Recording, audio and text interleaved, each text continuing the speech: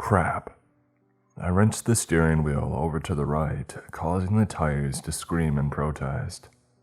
A deep horn blared loudly, almost rupturing my eardrums, and the interior was momentarily illuminated by harsh white headlights. For a split second, my life flashed in front of my eyes, and then I felt the bumpiness of the grassy edge of the road jostle me around. The 18-wheeler which had veered into my lane missed me by less than a foot, blasting by in a blur at what had been 70 miles an hour or more. After a split second of catching my breath, I jabbed the driver's window switch down and stuck my head out into the pouring rain. Idiot! I screamed at the retreating logging truck, though I knew the driver wouldn't be able to hear me. A moment later, an outraged woman's voice tumbled from the speakers of my rented Chrysler 300. I beg your pardon. Regaining my senses and remembering that I had been in the middle of a phone call, I sat back down in my seat. Not you, Aaron, I said apologetically. If you didn't hear the commotion on my end of the line, I almost got splattered all over the front end of some moron's Peterbilt, who wandered over to my side of the road. There was a moment of silence from the speakers, and then my agent let out a small snort. Well, isn't that just grand? You gotta love idiots on the roads these days. It took a softer tone. I'm glad you didn't get into an accident, Al. I don't feel like losing my best client and close friend in one go. I laughed. Helps me relax to know that you care. I admitted then, after a moment getting the tension out of my muscles, I pulled the car back onto the road and continued on. It was the winter of 2022, and I was on my way to a book signing in Seattle from where I lived in Gold Beach, Oregon. I was a writer who had just broken the New York Times bestseller list with my debut novel, and as such, I was in the start of my book signing tour, which would take me around the country. Obviously, as many people would quickly realize who I am if I used my real name, I have changed it along with others. Aaron, my literary agent, had suggested that I fly to Seattle from the airport in North Bend. But I'm someone who's had a major anxiety over flying ever since the September 11th attack in 2001. So instead, knowing that I hadn't purchased a new car to replace my rather shabby and broken down one yet, she had arranged me a rental, and I had begun the almost 7.5-hour drive north. I wouldn't have had to deal with those dingbats if Interstate 5 hadn't jammed up with that accident, I muttered. Well, you were the one who wanted to drive, Al. Aaron's chiding voice came through the speakers. Do you have any idea where you are? I glanced at the GPS map for what had to have been the 100th time. The screen almost seemed to glitch, jumping as the antenna on the top of my car attempted to communicate with an orbiting satellite above. Piece of crap. No, this stupid navigation system is apparently on the fritz, I snorted. So much for Enterprise being a good car rental company. I looked back just in time to see a sign with the gas symbol flash past. Thank God for small favors, I thought. Hey, there's a gas station coming up soon. I'm a bit low anyway, so I'll stop there, get directions, and then I'll call you when I'm on my way, okay? There was a sigh on the speakers. Okay, just please try not to be too long. The publishing house won't like it if you show up to your very first book signing late tomorrow, she said. I'll be as quick as I can, I said reassuringly, and then pressed the red disconnect button on the steering wheel, ending the call. I let out a sigh of relief. Aaron was my saving grace and had been the one to orchestrate my contract, including a very nice advance, but after a while, it became exhausting to deal with her. I stared out at the windshield at the 2-lane road in front of me, relishing in the silence, save for the rain pelting the car's windshield, the windshield wipers flicking it off, and the tires on the wet pavement. For a few more minutes, all I saw was nothing but endless trees pushing in close to the road, almost seeming as if they were jostling to see who drove up and down past them. Then, almost as if my thoughts had summoned it, I saw the bright lights appear ahead on the right like a lighthouse beacon. It was clearly one which had been here a very long time. The overall appearance gave the impression that it had been around since at least the 1950s, if not earlier. I grunted with surprise as I saw the light-up station logo swinging around in a lazy circle on its pole. The faded green outline of a brontosaurus and similarly weathered red letters spelling out Sinclair were ones I thought that I would never see in person, seeing as how the company had gone defunct back in March. Guess nobody told the owner of this one that.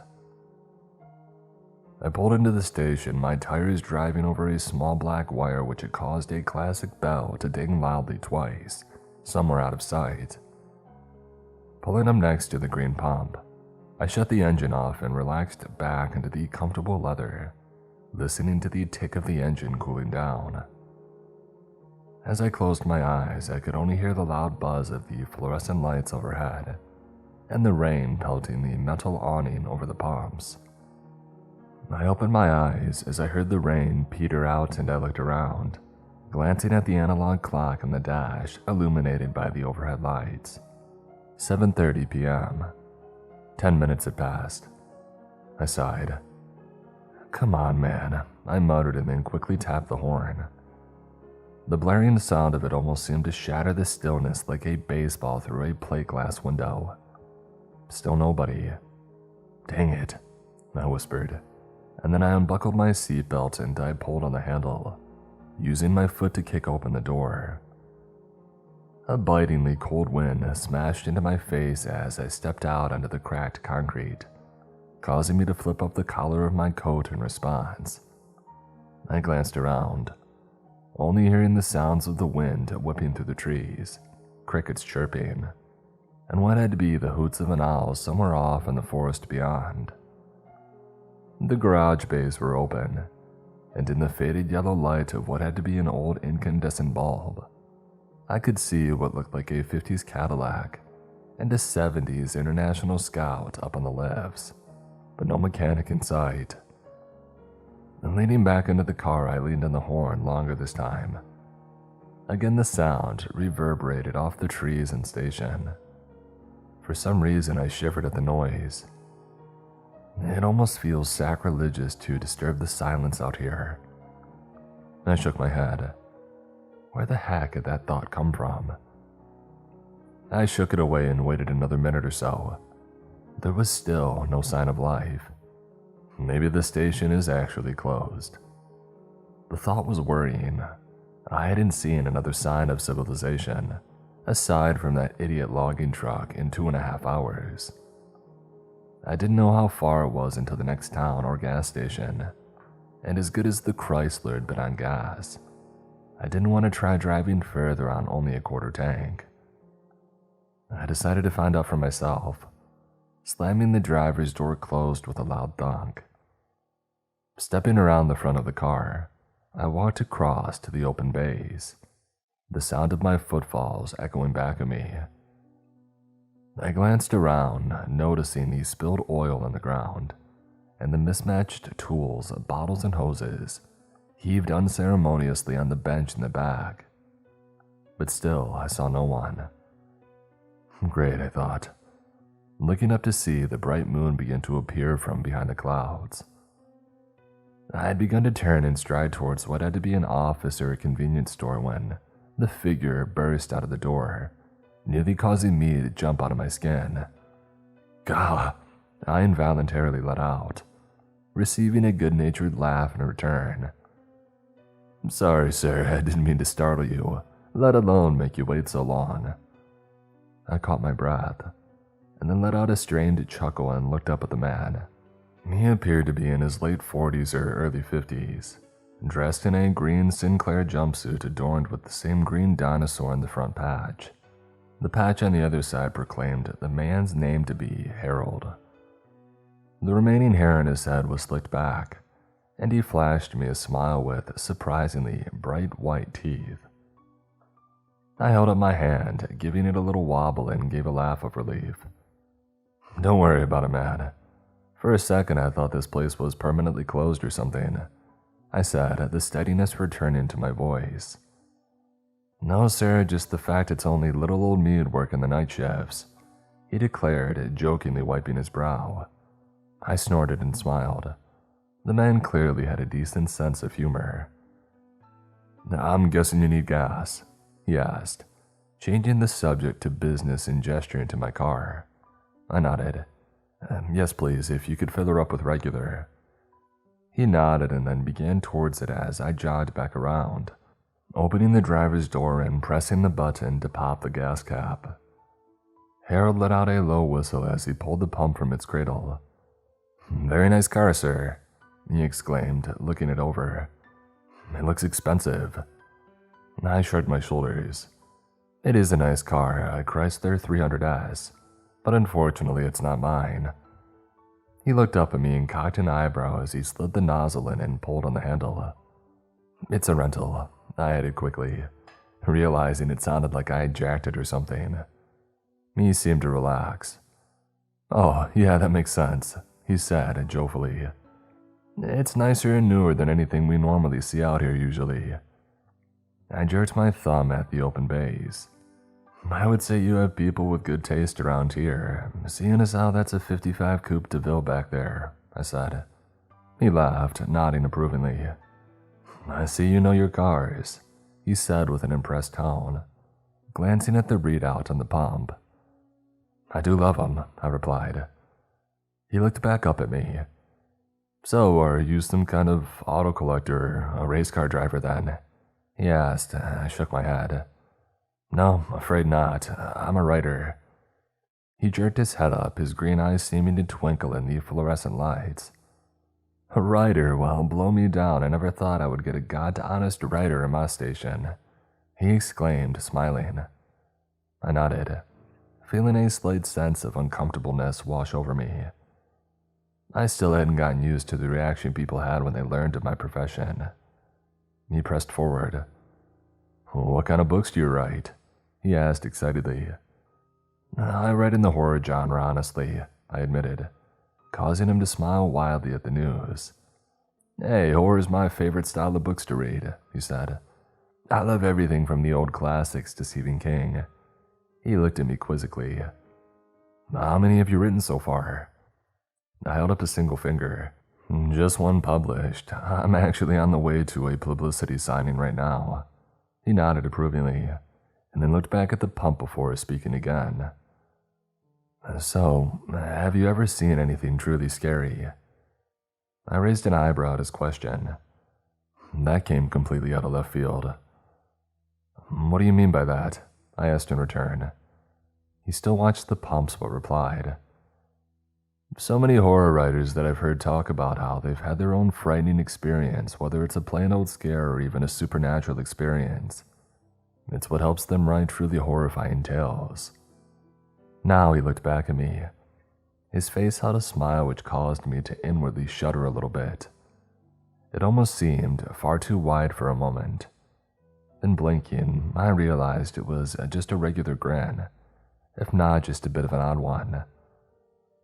The lights must have caused you to see things. He finished. So, I was just asking if you've ever had a scary experience which got you into writing horror. For a moment there was a silence between us as I pondered his question, only broken by an owl's screech somewhere in the gathering darkness. Then I shrugged. Honestly, I hate to disappoint you, but no, I admitted. He gave me a slightly surprised expression. Really? I nodded, deciding to be honest with him. Really? And to be completely truthful with you, Harold, as much as I love horror, both writing it and reading and watching it, I've stopped being scared of it a while ago. The surprised expression seemed to grow on his face. Really? He repeated and then looked down at the pump again. That's a shame, he said, his voice almost holding a trace of sadness in it. I nodded, having to agree with him. It is. I used to love getting scared by a good horror film or a book. But as I got older, it just seemed to, drift away. Now I just write what I know others are afraid of. like I did with my first book here, but honestly, when I write, I don't feel that fear in me at all. I hated admitting it, even when I had given my first online interview with a magazine about my novel. I had lied about it, saying that my own work could scare the heck out of me. But in a way, it felt good to finally admit the truth to someone, even just a stranger that I would likely never see again. I looked up to find him giving me a rather intense and honestly extremely creepy stare. His green eyes almost seemed to glow in the lights and his smile had completely disappeared. I took a step back at the abrupt change in his demeanor, but just as quickly it too was wiped away, replaced by the smile that I had known since he appeared. "Well, I'm sure if you search hard enough, you'll find that feeling again," he said, his voice filled with what sounded like genuine empathy. I nodded, looking out at the woods. "I hope," I truthfully admitted, and then heard the sound of the pump finally clicking off. All done," Harold said happily, pulling the pump out of the car and replacing it back in its cradle. He looked at the readout. "That'll be 2317. I started slightly. Under $24 for 3/4 of a tank. I haven't heard of gas this cheap since I was at least a teenager, but at the same time, I wasn't going to look a gift horse in the mouth. I reached into my back pocket, pulling out my wallet, and from it, my credit card. "Do you happen to accept credit?" I asked, half afraid that he would tell me he didn't. But he plucked the card happily out of my hand. "Of course we do, Mr. He looked down the name on my card. "Mr. Damascus. The credit card reader, however, is back inside the main building." He gestured back towards the door that he had exited from. "Would you mind if I took it back there and ran it?" I shook my head. "No, by all means, go right ahead," I said. And he turned away and strode back across towards the building. "I'll be right back out with your receipt, quicker than you can say. Bob's your uncle," he called. I let out another laugh at the phrase that I hadn't heard in years when I noticed something. I hadn't seen the man's back since he had appeared, and this was my first time. The back of his jumpsuit was the same stained green as the front, with a red oil rag peeking out of the back pocket. But my eyes were drawn to one thing. What looked like a large tear in it, just below the large logo patch adjoining the back, almost as if he had been slashed. I could see an equally stained white shirt underneath it. Hey, I called out to him. He stopped and turned back to me, still smiling. "Yes?" he asked. I pointed to my own back. Your jumpsuit has a huge tear in the back of it. Just wanted to tell you in case you didn't know." For a moment, the same funny look came over his face, and then he waved his hand dismissively. "Oh, I know. I haven't had a chance to mend it yet," he said, and then holding up a finger pulled open the door, causing a bell hung from the inside handle to jing, and he stepped inside. I was left alone again with only the buzzing sound of the lights almost causing my ears to ring in the sudden silence. Not wanting to seem rude by waiting back in the car, I instead walked to the front and leaned against the hood, staring out into the night. My eyes absent-mindedly drifted off into the gloom as I waited for Harold to return. That's when my eyes finally glanced over at the large sign directly ahead of me. It was the one which advertised the price for gas by the gallon. And as I had pulled in from the other way, not to mention getting too caught up talking, I hadn't even looked at it. You could easily tell that it had fallen into a bit of disrepair, as the light inside, which allowed you to see the prices at night, flickered on and off, precariously, seeming as though it would burn out at any second. You could even hear it flickering loudly in the silence.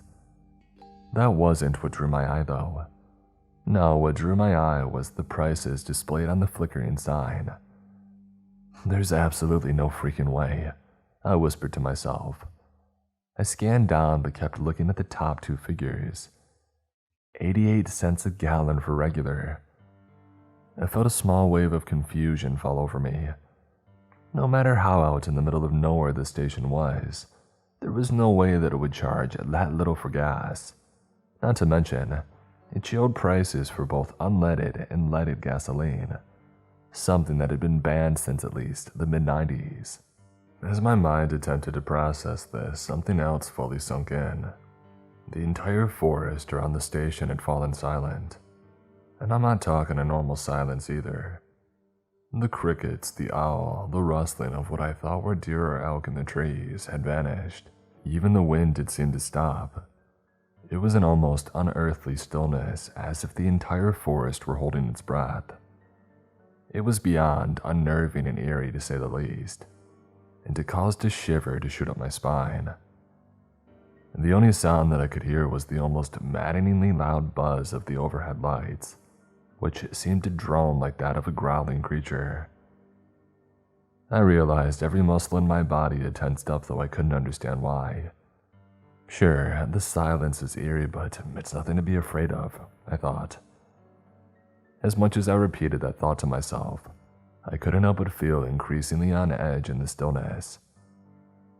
Okay, screw this, I said finally, the sound of even my own echoing voice sounding just off to me. Pushing myself off my hood and beginning for the door that Harold had gone through. As I walked, I looked at the watch on my wrist, seeing another 15 minutes had passed since he had left. Where is he?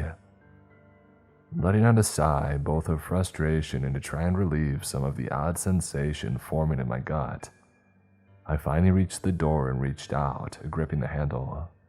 It felt almost shockingly cold in my hand, and I quickly twisted it, opening the door and causing the bell to jingle, sounding too loud in the quiet. I stepped inside and allowed it to swing shut behind me, the bell giving another jingle, this time muted, in the building's interior. I looked around. Aside from an old Coca-Cola machine in one corner of the room, there were no food or drinks in here. Instead, the 2 or 3 aisles taking up most of the space were filled with what looked like older-style cans of motor oil and other assorted automotive bits and bobs, all adorned with the dinosaur logo. I drew in a breath and then I coughed a little. It felt more than a little musty in here, as if it hadn't been aired out in a long time. Looking directly ahead, I saw the counter that Harold must usually be stationed at. An older-style cash register sat atop it, and behind it lay an open door marked Employees Only. Beyond was a long tiled hallway which stretched out for a while before disappearing around a corner. I stared at the cash register. I haven't seen one of these old jobs since I was a kid in the 90s. I thought a few nostalgic emotions breaking through my other emotions and tugging at my heartstrings, but it just as quickly shooed away by the uneasy feeling that was settling over me like a cloud of dust. This whole place just seemed wrong. I couldn't tell why, but it was making my arms and legs feel as though insects were inching along under my skin. After a moment's hesitation, I opened my mouth. Hey Harold, I called, my voice seeming muted just like the bell had. I waited. No answer. Hey Harold, are you back there? I called again. Still nothing. The feeling increasingly on edge as the fluorescent lights in here sounded like they were also buzzing too loud. I craned my neck to look down the corridor. Just barely at the corner, I saw the bright blue sign indicating a restroom. I made my decision, calling out again.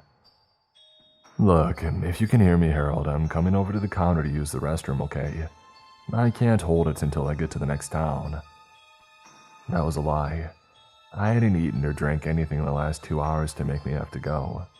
But just in case he came around the corner, I didn't want to get into trouble, as odd as I felt. I still didn't want to piss the man off. Taking a deep breath, I hopped the counter and stepped into the corridor. Unlike the main room, this was lit by 3 or 4 incandescent light bulbs dangling down from the ceiling. It gave the hall a slightly dimmer look than behind me, and I hesitated for a moment before starting down it, taking care not to have my footsteps echo too much. The hall seemed to go on forever, but eventually I reached the corner. Wanting to keep up appearances, I turned the knob for the bathroom and opened it. After looking in for a split second, I shut it quickly, suppressing a cough and a gag. It had looked disgusting, as though it hadn't been cleaned in years, if not decades. Turning back, I noticed a brighter light down at the end of the next stretch of hallway. I debated for a moment and then I began down it. All I wanted was to be out of here. I passed another open door, glancing through it. I saw the 2 garage bays and the view outside. The blast of cold, fresh air relieved me somewhat, and I continued on. As I reached the doorway, I looked around, seeing that it was an office. 2 desks stood inside, each with nameplates on the edge of them. I spied Harold's name on the far one. I also saw my credit card sitting in the middle of the table. The bright blue stood out amongst the dark wood and the white papers. Letting out a relieved sigh, I crossed to it quickly and picked it up. I decided that I would leave a 20 and 10 in cash on the desk instead and just get the heck out of here. I didn't know where the man had gone to, and every fiber of my being was telling me to leave. As I reached for my wallet, my eyes caught a plaque on the wall behind the desk, the faux gold glinting in the low light. I stared at it. The photograph was clearly Harold's, looking almost the same as I had seen him, just a lot cleaner. Below that was a declaration etched into the fake gold. Employee of the month, Harold Janikowski. I couldn't help but smile a little at how hard he must have worked for it. Less than a second later, though, the smile dropped from my face as I read the inscription underneath it. August 1976. I shook my head, hoping that I was just seeing things in the low light, hoping that it would change to 2006 or heck, even 1996. But no, it remained the same. What the? I breathed out, feeling another shiver go down my spine. There was absolutely no way that, if he looked to be in his 40s or 50s in the mid-70s, that he would still look the same 46 years later. He would at least be in his 80s or 90s now, and would very much not still be working here. What is going on? I whispered again, feeling like tendrils of dread were reaching out of the gloom and jamming themselves in me. I turned to book it out of the room and out of the station entirely. But I froze as I saw Harold. He sat in an old-style black swivel chair, his back to me in the next room. I couldn't tell what the room was, as it was lit only by a single, very dim bulb directly over him. But the room was giving me off truly creepy vibes. For the first time in years, I felt the first inklings of fear. Before I had a chance to move or say anything, he spoke. "Well, Mr. Damascus," he said, his voice almost inflectionless. I began to speak. "Look, I'm sorry that I barged back in here, it's just..." I was cut off as he continued. "Well, Mr. Damascus, how do you feel?" My shoulders thumped as I felt a wave of confusion envelop me. "Excuse me?" I managed out. "How do you feel?" He repeated and then continued, his voice finally seeming to gain some cadence to it. "Do you feel afraid? Do you feel fear?" He let out a low chuckle, one that almost seemed different from the happy one that I had heard outside. I didn't know how to respond. Finally, he spoke again. "It's okay, you don't have to tell me. I know, I can feel it." He let out another chuckle, and I felt multiple shivers shoot up my spine. "And frankly, Mr. Damascus, I'm happy about that," he said, standing up but still keeping his back to me. "Because you all taste so much better when you're afraid." This time, I did manage to say something. "The heck?" It wasn't the most eloquent response, but apparently Harold had found it funny, as he let out another low, creepy chuckle. He finally turned towards me and I jumped backwards, slamming into his desk and causing his nameplate to fall to the ground. The man still smiled at me, his smile now holding a very definitive wideness to it, holding an almost pants-wetting wickedness in it. But he didn't seem alive. His previously sparkling green eyes now seemed glassy and unseeing, To put it bluntly, he almost more resembled a ventriloquist dummy, a puppet than anything. He almost seemed to lean towards me, and finally he spoke. "I'll make it sporting though. You have 20 seconds to run," he said. Swallowing hard, I looked around and saw a tire iron on his desk. I snatched it up, ready to club the man over the head if he made a move towards me. That's when he simply dropped forward onto his face. He fell halfway forward into the room and didn't move. I looked down at him and gasped as I realized what I was seeing. The man looked like nothing more than a deflated beach ball, as though all the organs and blood in him had been sucked out.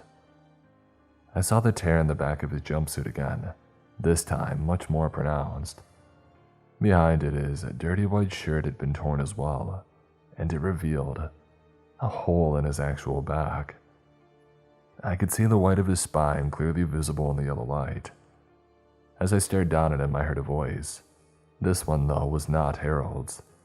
It seemed to come from everywhere and nowhere at once, much lower than I had ever heard a human voice speak, and it alone almost made me piss myself, because it held a truly evil, sadistic tone to it. 20, 19, 18, 17. I looked up and into the darkened room Harold had fallen out of, and finally, for the first time in years, I screamed. Hovering just in the darkness beyond the edge of the dim light's gaze were two enormous, glowing green eyes. They were larger than a human's eyes ever could be, and in a very inhuman shape, looking like crescent moons. They held the most evil, sadistic glee that I had ever seen in my life. At my scream, the voice stopped counting down and it laughed.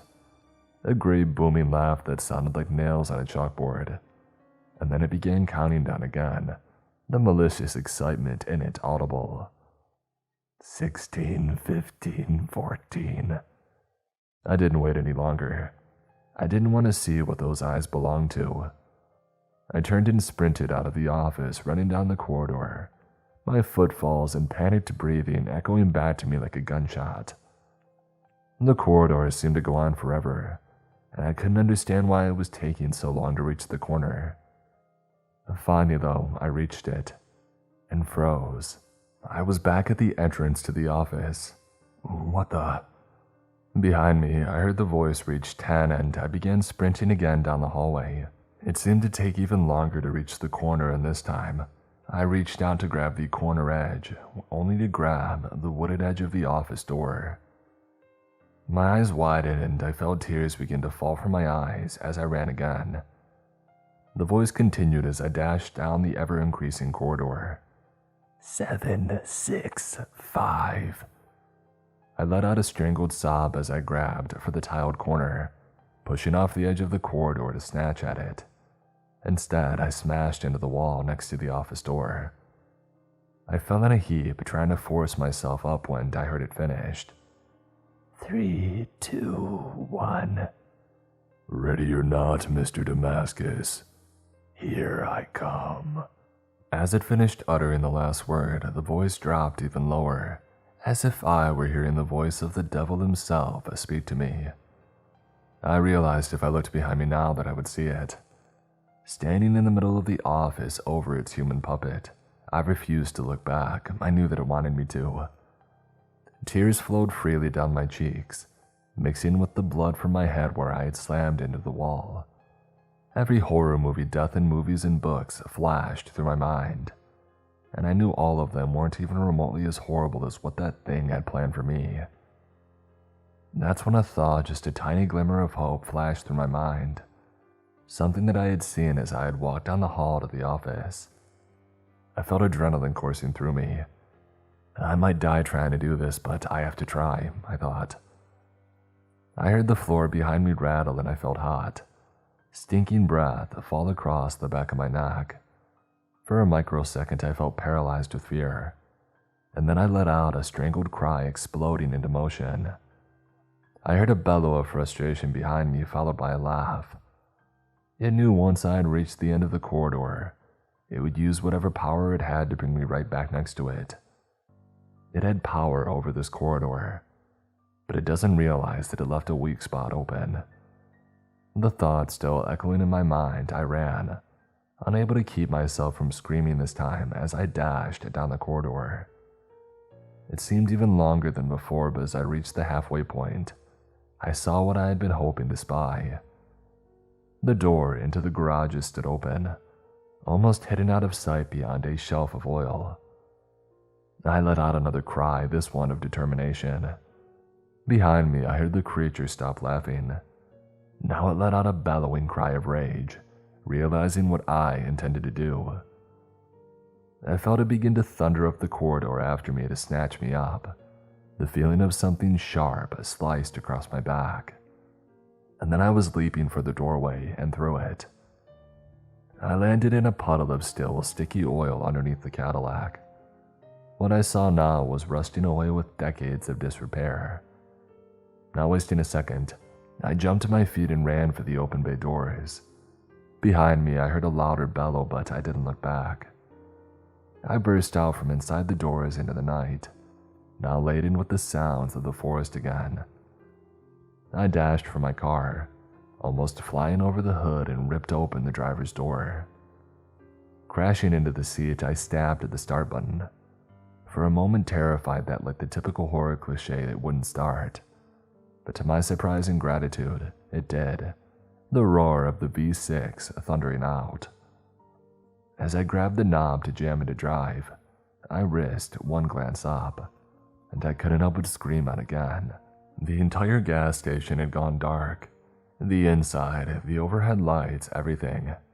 I could see the outline of the building, but that was it. And the eyes glowed at me from inside the bays with absolute rage and hatred. Still screaming and staring at them, I slammed my foot down onto the accelerator. The tires screamed and the car shot forward like a rocket, tearing out from under the awning and out onto the road. I refused to look in the rearview mirror. I knew that I would see those eyes one final time in them, and I didn't want to. I just kept my eyes on the road in front of me, as far as my headlights reached, my knuckles white as I gripped the wheel and roared away from that place behind me. I just about never let up my foot from that gas pedal, taking the corners far too fast. Not until the warm lights of the next town finally came into view, one that I can't recall the name of. I felt myself beginning to cry, this time tears of happiness and relief. I drove straight through to the police station. I knew that I could never tell them what had actually happened to me. They would think that I was utterly insane or on something. But I could tell them that I had been attacked by a crazed lunatic at an old gas station, and that's exactly what I did. I burst in, begging to speak to someone.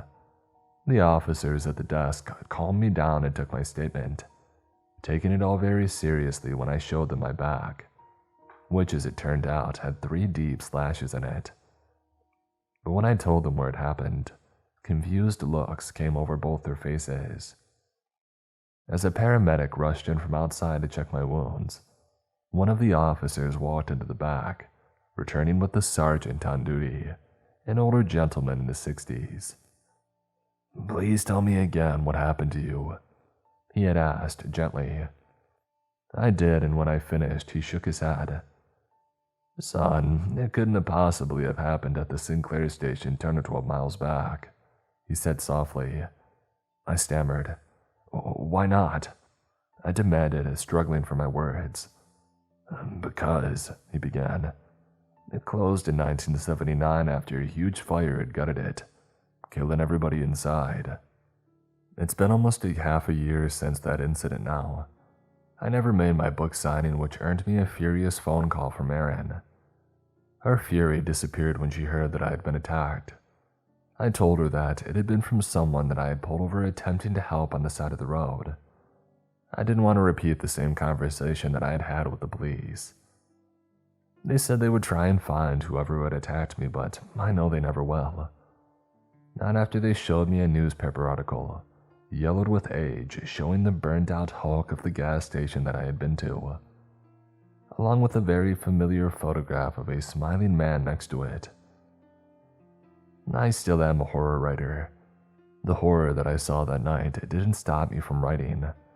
My second novel is due out this year, but now whenever I sit down on my computer and begin to write a truly scary scene, I feel the chills of fear from my own creation jolt up my spine, because I know true horrors lie in this world, and I hope I never come across them again. I'm posting this here not only to tell the truth finally about what I experienced, but also as a warning to anyone who will listen.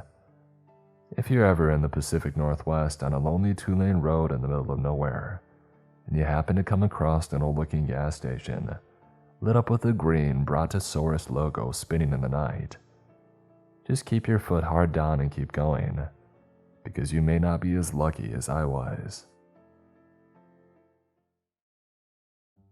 This show is sponsored by BetterHelp. How's your social battery right now? Do you find yourself drained or tired? For me, it seems to change over time, but currently, I'm a little overwhelmed with day-to-day tasks and different social events picking up with the nicer weather. It definitely can be easy to ignore your social battery and spread yourself too thin without giving yourself the time to recharge. Maybe you thrive around people, or maybe you need some more alone time. Whatever it might be, therapy can give you the self-awareness to build a social life that doesn't drain your battery. If you're thinking of starting therapy and giving it a try, well, give BetterHelp a try. It's entirely online, designed to be convenient, flexible, and suited to your schedule. Just fill out a brief questionnaire to get matched with a licensed therapist, and switch between therapists anytime for no additional charge. Find your social sweet spot with BetterHelp. Visit betterhelp.com/MrCreeps today to get 10% off your first month. That's BetterHelp, HELP.com/MrCreeps.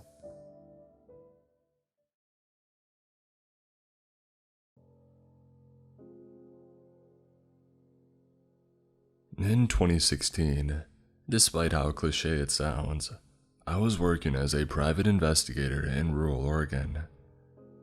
Most people make the stereotype that private detectives and investigators have walk-in clients, but that simply isn't true. I get almost all of my cases from clients by phone, and the call that I got in June was no exception. The client, a man named Jonathan Alexander, was calling about the disappearance of his father, Sergio Alexander. Jonathan's father had gone missing ever since a solo deer hunting trip in the backwoods of our little Oregon town, and the search parties and official parties hadn't turned up anything. In most cases like this, you're looking for a body in the woods, not a living person. But Jonathan was hopeful, so I gave him the benefit of the doubt.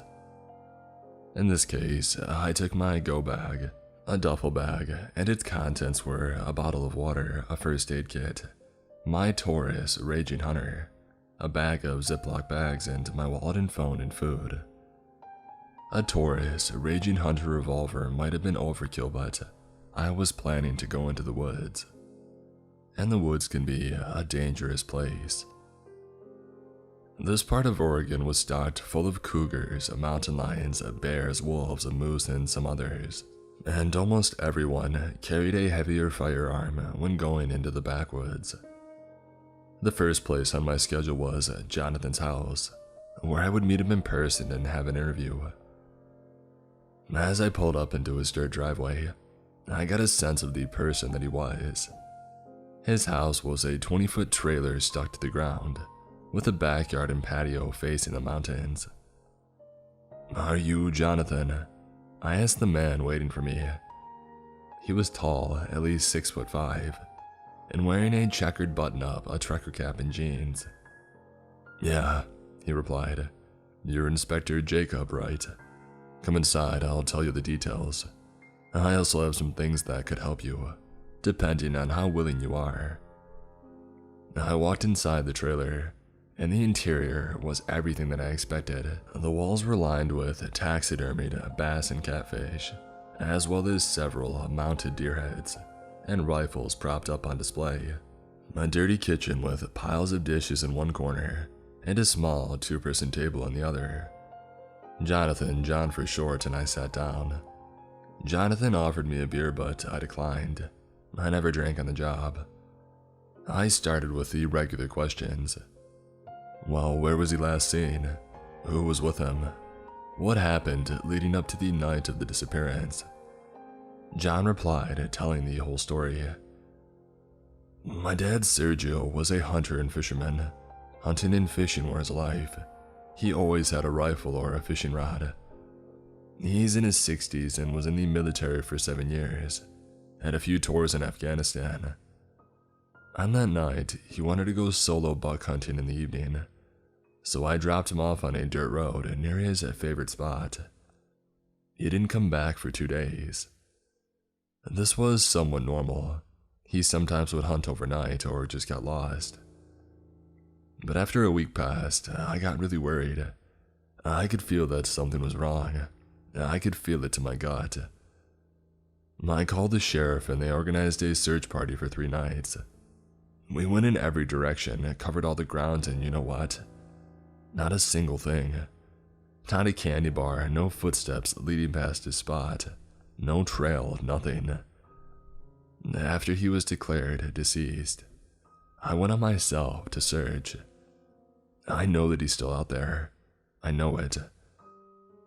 And where is this dirt road? John marked the road on the GPS on my phone and I thanked him and laughed. I had a no solve, no pay rule, so I wouldn't get paid unless I found Sergio, dead or alive. My next stop was at the sheriff's office in the middle of my small town. I drove past multiple roadside stores until I reached the parking lot of the sheriff's office. I parked and walked into the place, going up to the front desk where a tall and skinny deputy was doing paperwork and chewing gum, presumably as a substitute for a cigarette. I told him that I was looking into the disappearance of Sergio Alexander, and he sent me to the sheriff's office. The sheriff, a balding man in his 50s named Clyde, showed a forced smile as I walked inside. A stained American flag was pinned to the wall, along with dozens of missing person posters and wanted posters. So, Inspector, is this missing guy a friend of yours? He asked. No, I replied. A client wants me to find him. Sergio is the guy's dad. Well, you're in luck, Clyde replied. We haven't gotten much criminal activity, so I can show you some of the search party reports. Clyde reached into his desk and pulled out a stack of papers and photos which I flicked through. One of the photos captured an image showing a trail of footprints ending abruptly. And what is this? I asked. It's the strangest part of the case. The footprints leading to Sergio's favorite hunting spot just stopped. No trail leading somewhere else, no tire tracks, no ATV tracks, nothing. It's like he just up and vanished into thin air. I sighed. This case was going to be a hard one. What else of interest was there? I asked, looking through the files. Clyde pulled out a satellite image of the woods, with a Sharpie written on the spot where Sergio had gone missing. This is the entire area in which we estimate that Sergio could have walked around in the time that he was gone, Clyde stated. And we checked every bit of it. And guess what? Nothing. Absolutely nothing. But there was one thing we found of interest.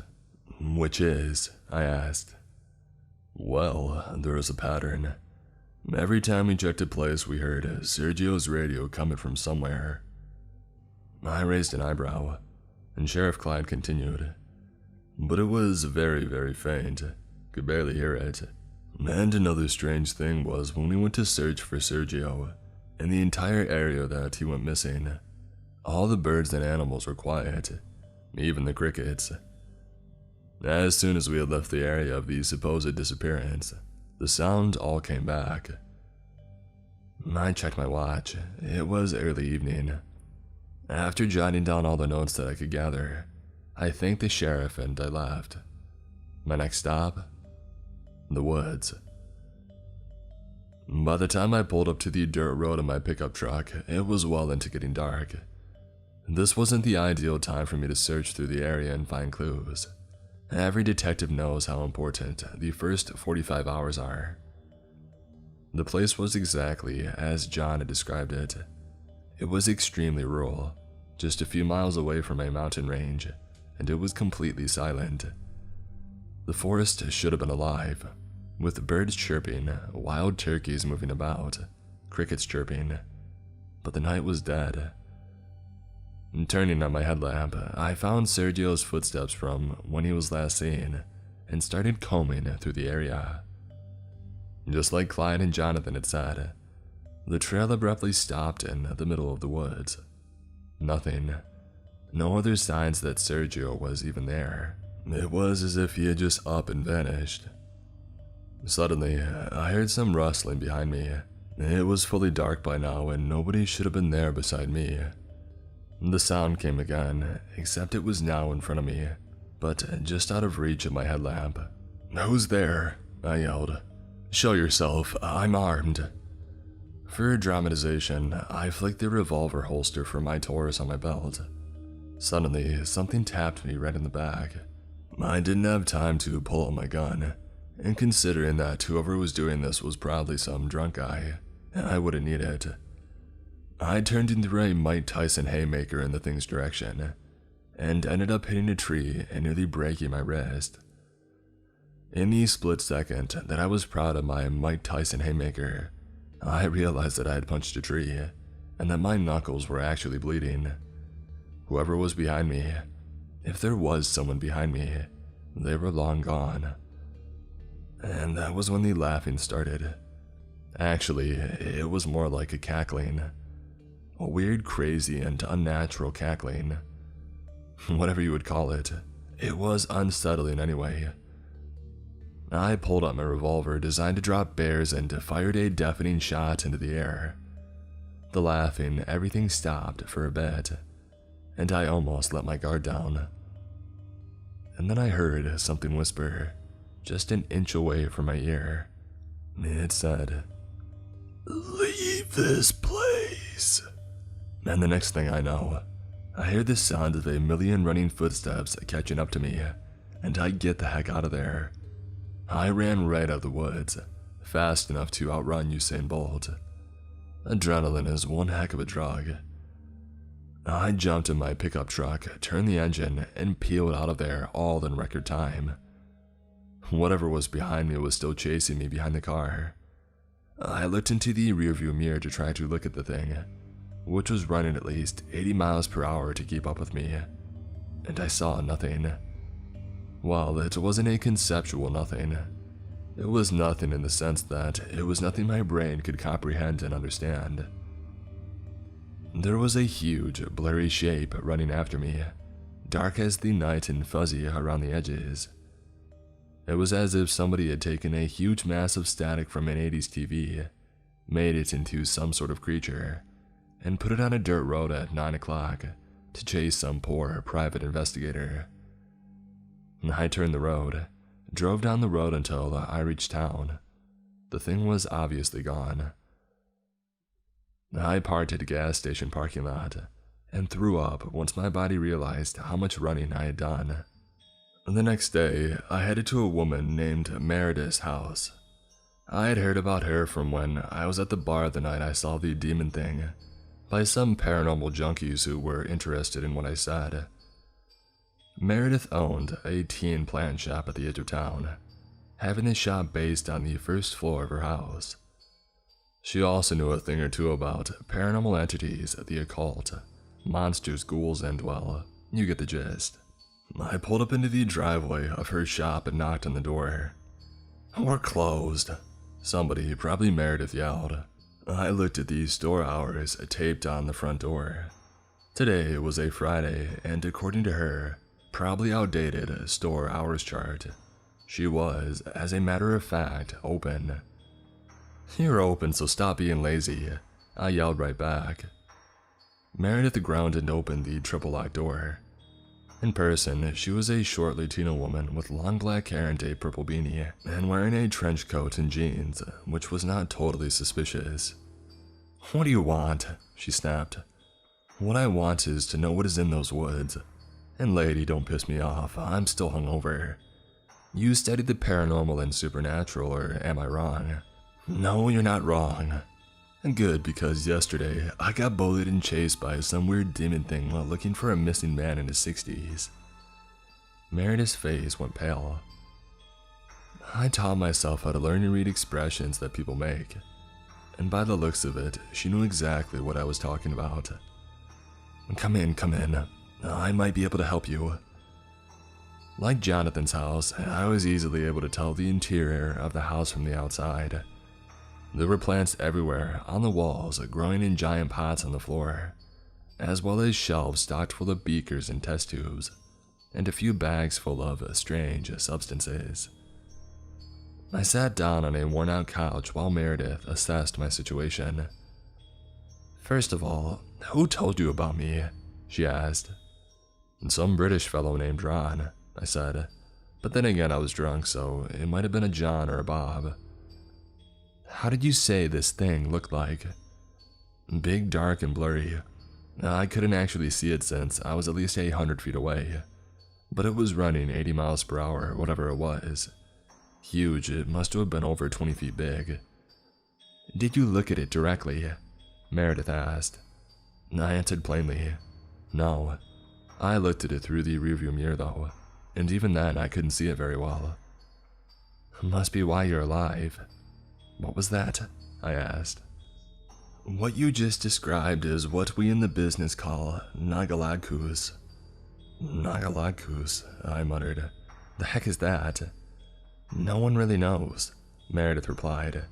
He, she, whatever it is ancient. It's been in these woods for probably over a century, and no one knows where he came from. You said that you were looking for a missing guy, right? Well, the Nagalaku probably took him. It might eat him, might let him go, might keep him for eternity, I don't know. Then how do I kill this thing? I asked. I need to close this case. Well, you probably can't, Meredith said.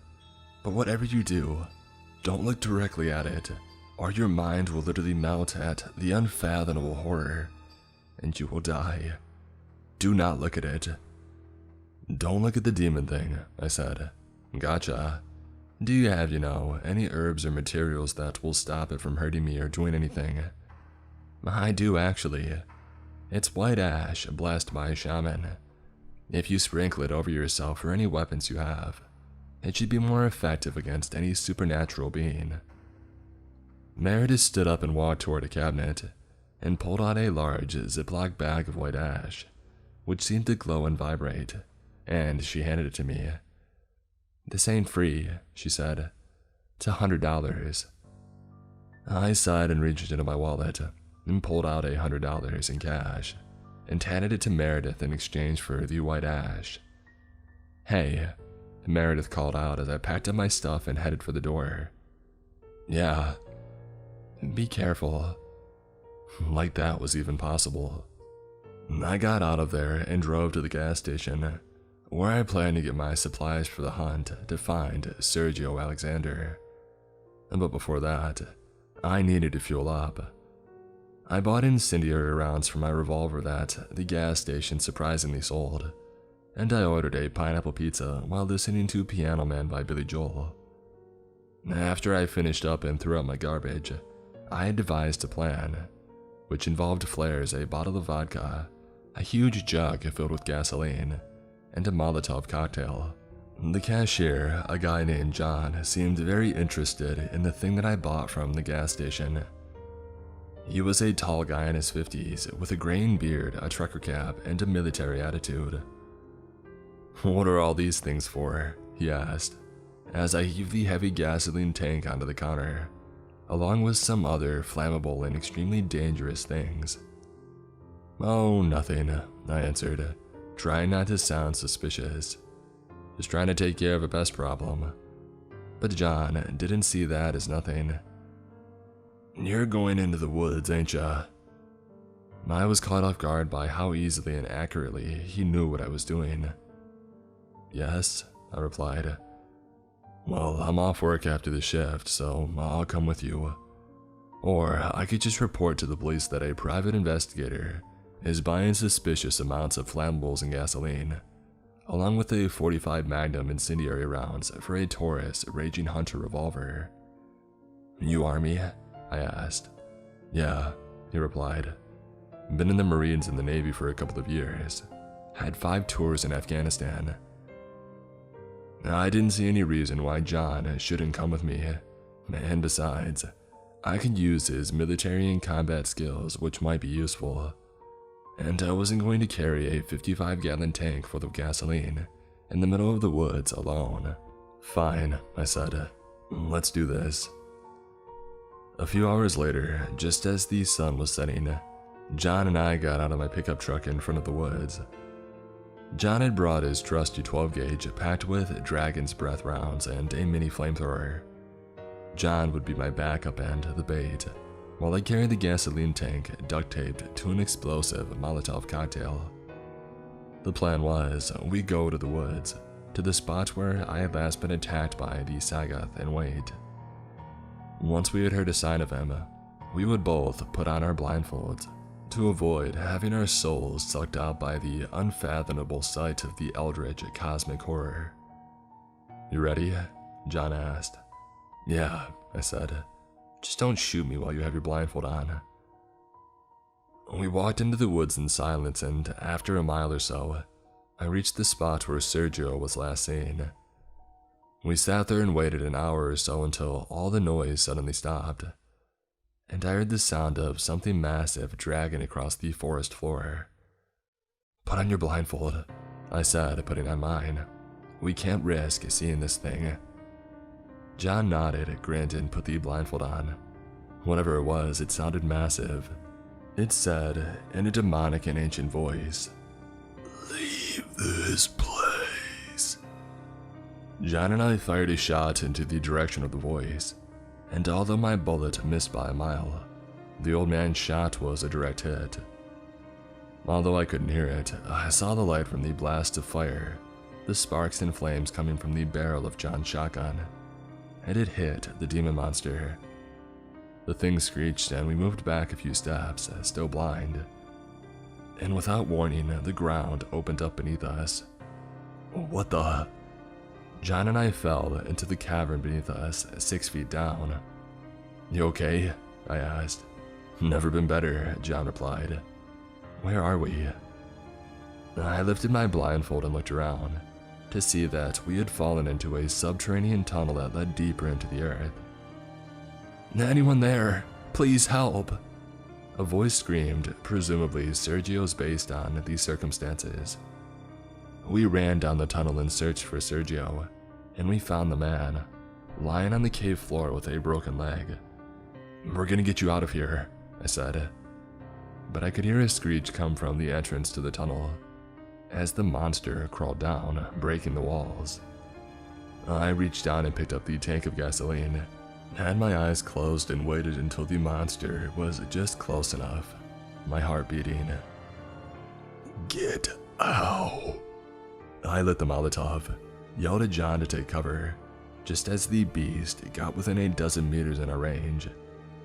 I had previously sprinkled the white ash Meredith had given me on the gasoline tank for extra effectiveness, so that it could kill it if the explosion didn't. It was only a few meters away from us.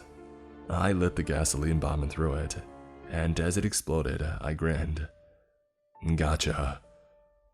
So, the funny thing is, a group of redneck hunters found us later on.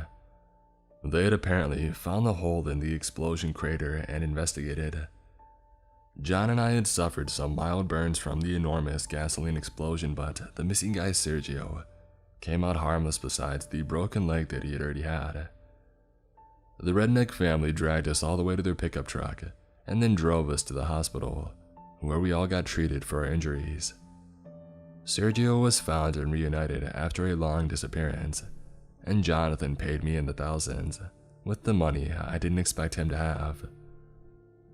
When I went back to the place where Sergio had disappeared, and where I had blown the beast high to the sky, I found a very strange, giant, half-human skeleton where I remembered it getting blown up.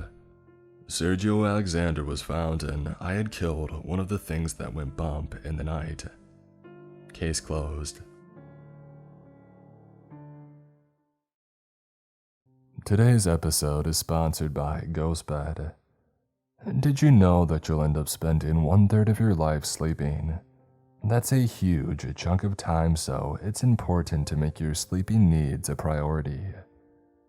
Ghostbed provides high-quality and super comfortable award-winning mattresses crafted in the United States and Canada. With their patented cooling technology exclusive to Ghostbed mattresses, you'll never have to worry about being too hot or uncomfortable when you're sleeping.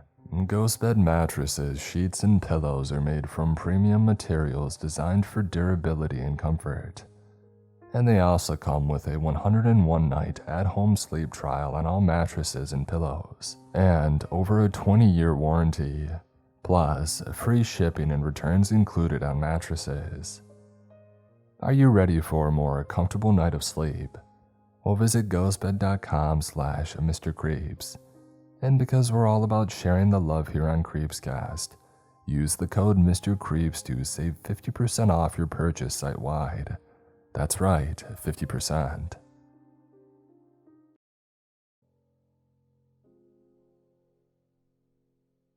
Back in the long-forgotten year of 1988, I was 13, spending my first time going on an overnight camping trip.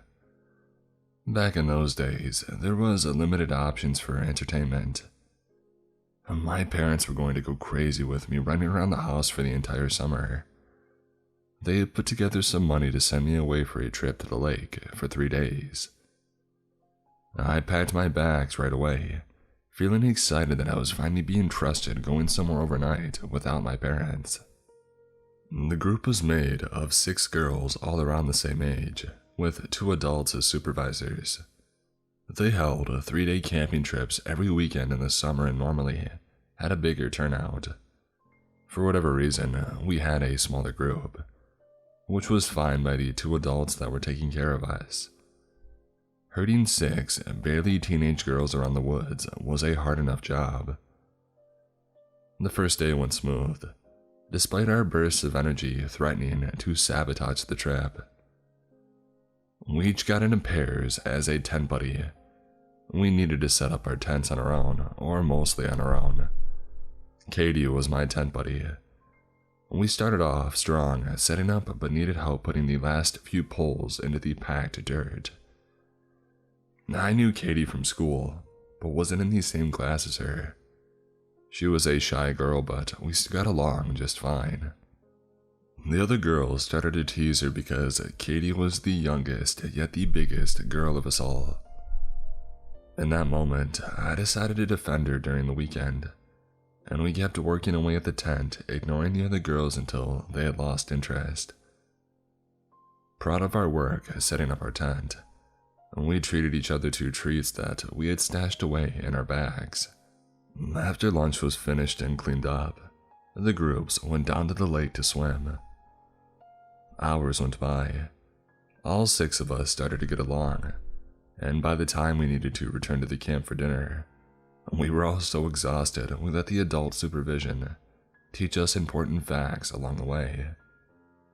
Things like what poison ivy looks like, how to know if some wild animals are in the area, stuff that we should know, but was always good to be reminded even if summer wasn't for learning.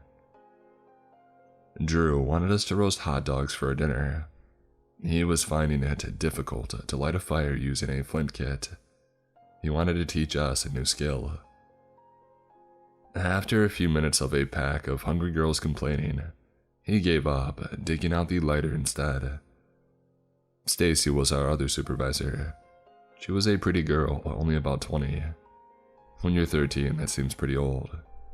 Her nails were painted cute colors that us girls loved. She didn't seem to be the outdoors type of girl. Drew might have had needed help keeping all the girls in check, and he had called in some backup. Drew was a youth pastor, and the church ran the camping trips. Even so, he didn't make us say grace before eating, or even any religious activities that he planned for us. He let us stuff ourselves, and when darkness came, We told some scary stories around the campfire. It was only 9 p.m. when he made all of us go to bed, but from the active day, our bodies felt like it was much later. Each of us went to our tents with almost no complaints about bedtime. I had fallen asleep very easily. Only an hour had passed before Katie had woke me up by nervously shuffling in her sleeping bag. "Are you all right?" I asked in a low whisper.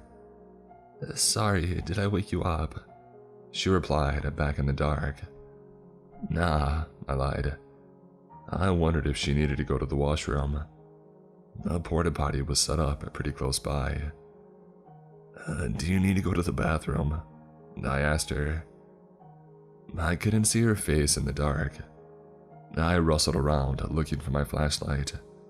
I didn't need to go, but I didn't mind walking down with her if she was scared. "Yeah, do you think that story Drew told us had any truth in it?" she had asked sheepishly. "The smiling man in the woods? Nah, he's making stuff up. If the woods were dangerous, our parents wouldn't let us go." I heard her head move against her sleeping bag, nodding at my words. Turning on the light, I helped her out of the tent for a quick bathroom run. Some giggling came from the tent besides us. Jane and Betty talked non-stop all day, and they might chat all night if someone didn't stop them. I was tempted to jump at their tent to scare them, but I left it alone. They would regret staying up all night tomorrow morning, and I didn't want to get in trouble for pulling a prank. Katie was still scared. I took her hand and held the flashlight in the other. I even stood guard outside the porta potty while she took care of her business just in case. Katie had older siblings, but I didn't. She seemed lonely and homesick already. I was trying my best to act like an older sister to comfort her. In the brush, I thought I saw yellow eyes flicker looking at me. Shining the flashlight in the direction of the eyes, I saw nothing. Just forest animals wondering what we were doing. I was a little scared of coming across a bear or something along those lines. Ghost stories or crazed serial killers in the woods didn't scare me in that moment. The forest sounded like how a forest should at night. Spooky trees creaking and all. Just as Katie came out ready to head back, a scream cutting through the night made us freeze in fear. It came from the direction of the camp. The low fire gave us enough light to sort of make out the tents and a dark figure stalking around our campsite. Watching in horror, the figure went over to Drew's tent, ripped it open, and dragged Stacy out by the leg. I grabbed Katie, holding her close to me, terrified at what was going on. Stacy fought the figure with everything she had. She thrashed and tossed anything within arm's reach towards the figure's face. Drew came out of the tent, tackling the person or the thing off of her. Stacy got up and ran. At first, I thought she had left everyone behind, but instead, she had found the axe for firewood, using it on her attacker. It was too much for me. I turned my head away, body shaking, unable to keep watching the horrible sight. Katie was crying as we held each other, waiting for an adult to come and tell us everything was alright. We had only been gone for a few minutes. How did everything go so wrong so fast? We both screamed when we heard footsteps come closer a few minutes later. Opening my eyes, I saw that it was Stacy, black staining her shirt. She smelled like 10-day-old rotting fish, and it made me gag. In her hand was the axe covered with more of that rancid-smelling black liquid. Betty and Jane beside her, holding each other while crying and shaking like me and Katie. "Come on, if we follow the trail, we'll hit Mr. Bobby's farmhouse. He has a phone," Stacy said, trying to sound strong, but her voice came out weak and shaking. "Where's Mr. Drew? And Nina and..."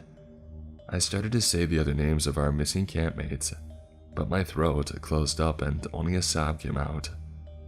I knew what had happened to them. I just couldn't say it. They're gone. Come on.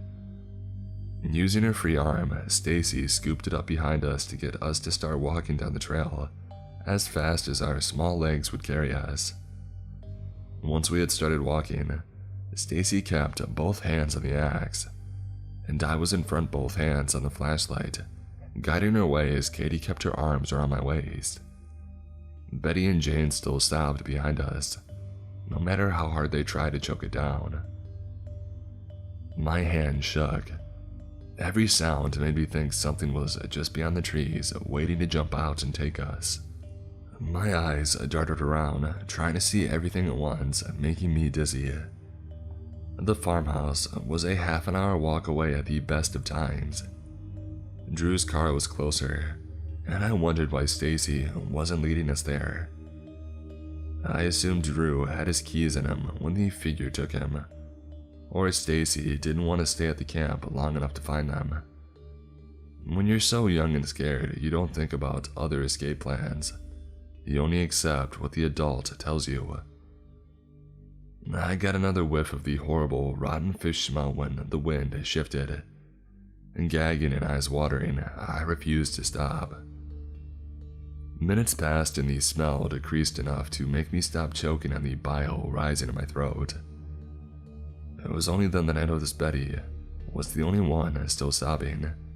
Stacy noticed it at the same time. We both turned to look, only seeing the small, brown-haired girl and Jane just gone without a trace. "Run!" Stacy's shout got us moving. She grabbed Betty roughly, dragging her along by the arm, the girl screaming in fear. Katie was the slowest of us. She was dragging behind me, but still, I kept one arm around her, trying my best to get her to go a little bit faster. When another dark shape came out of the trees directly in front of Stacy, she didn't stop. She let out a startled scream, swinging the axe at the figure's head. I saw a flash of glowing yellow eyes before hearing the awful crack of the axe connecting to its skull. It collapsed to the trail. Stacy wasted no time yanking the blade out that was stuck in the thing's skull. I shone my flashlight, trying to get a better look at the figure. Black blood like oil oozed from the head wound. The face was pitch black and dark with no nose, its skin so dark and wet looking. More of that smell came drifting over, causing Katie to start gagging this time. Whatever this thing was, it wasn't human. That much I knew. We didn't even have time to guess at what it was before another came out of the trees. Stacy clipped it with her axe, making it scream and dart away. She was breathing hard. If more of these things came to us, I didn't think that we would make it. Stacy was only one person, and she had to defend 3 scared girls. Even so, she looked ready to do it. Another creature came at us. Sadly, while Stacy was dealing with the first one, 2 more came. In seconds, they grabbed Betty, dragging her screaming into the woods. Stacy screamed and cursed at them, pain across her face that she didn't keep the girl safe. More and more of those creatures started to appear and poke their heads from the trees in front of us. She gave us a look. No words, just a look, and I knew what it meant and what to do. She ran towards the monsters, axe in hand, and me and Katie ran back down the trail towards the camp, knowing that we would never get past the wall of pitch-dark monsters. Stacy gave us some time and we weren't going to waste it. Running hard, Katie kept up with me, tears pouring down her face. I wanted to cry, but I knew if I gave into that, I wouldn't be able to keep going. Lungs burning, we ran until we saw the orange light of the fire. I planned to get the hot dog pokers, or well, anything I could use as a weapon. For half a second, I felt almost safe. Maybe if we found the keys, we could find a car and hide inside if we couldn't drive it. Maybe, just maybe, Stacy would get away and we could all go together. But all my hopes are crushed when Katie stumbled, falling hard. I was running so fast that I accidentally left her behind for a few paces before skidding to a stop to go back for her. A dark monster took it as a chance to swoop in, trying to drag her away. I went by Stacy's example. I let out a war cry that would have sounded funny in any other situation. Jumping on the creature's back, I hit it with my flashlight as hard as I could, as many times as I was able, aiming for its head. Our struggling only lasted a few seconds. I was tossed off its back, onto the hard ground. Looking at me with yellow eyes set in a dark face, it decided that we weren't worth it, and it sulked off. I had saved us for the moment. I needed to get Katie up and moving back into camp and to get a better weapon. My stomach turned when I looked at her. A long gash on her stomach was pouring blood onto the ground. I shook my head to clear it, refusing to give up. Grabbing her under the arms, I started to drag her back towards camp, and towards the dim orange lights of the fire.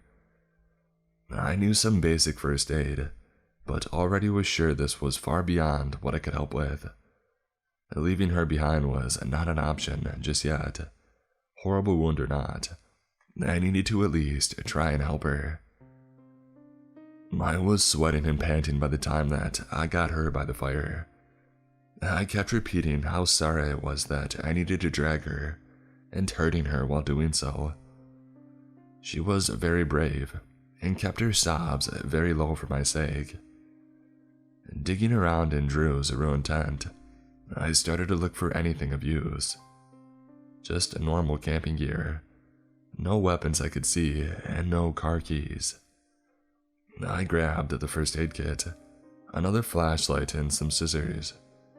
I was hoping to find a knife of some sort. No such luck. I avoided the other tents. I could smell the blood mixed in with the fishy rot, and I didn't want to know what horror waited for me on the inside. I tried cleaning Katie up a little, but was well over my head. I didn't want to hurt her by touching her too much. Seeing that amount of blood nearly made me sick. I didn't even know of the fact that I felt faint seeing blood until that point. I was so stressed that I wasn't even aware of someone walking up to our camp, until they were just outside the light of the fire. My body jolted into action as I grabbed these scissors in one hand and the hot dog stick in the other.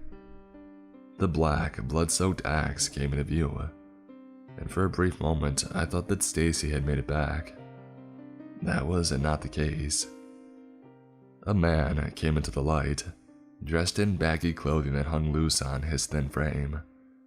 Long, straight white hair that was half-heartedly pulled back into a low ponytail, but most of it still stayed in his face, making it hard to see his features. "Who?" I choked. "Two left. Good for you." Ignoring me, he sat down next to the fire pit and started placing wood onto trying to get it going again. I was so shocked at his calm manner that I couldn't react.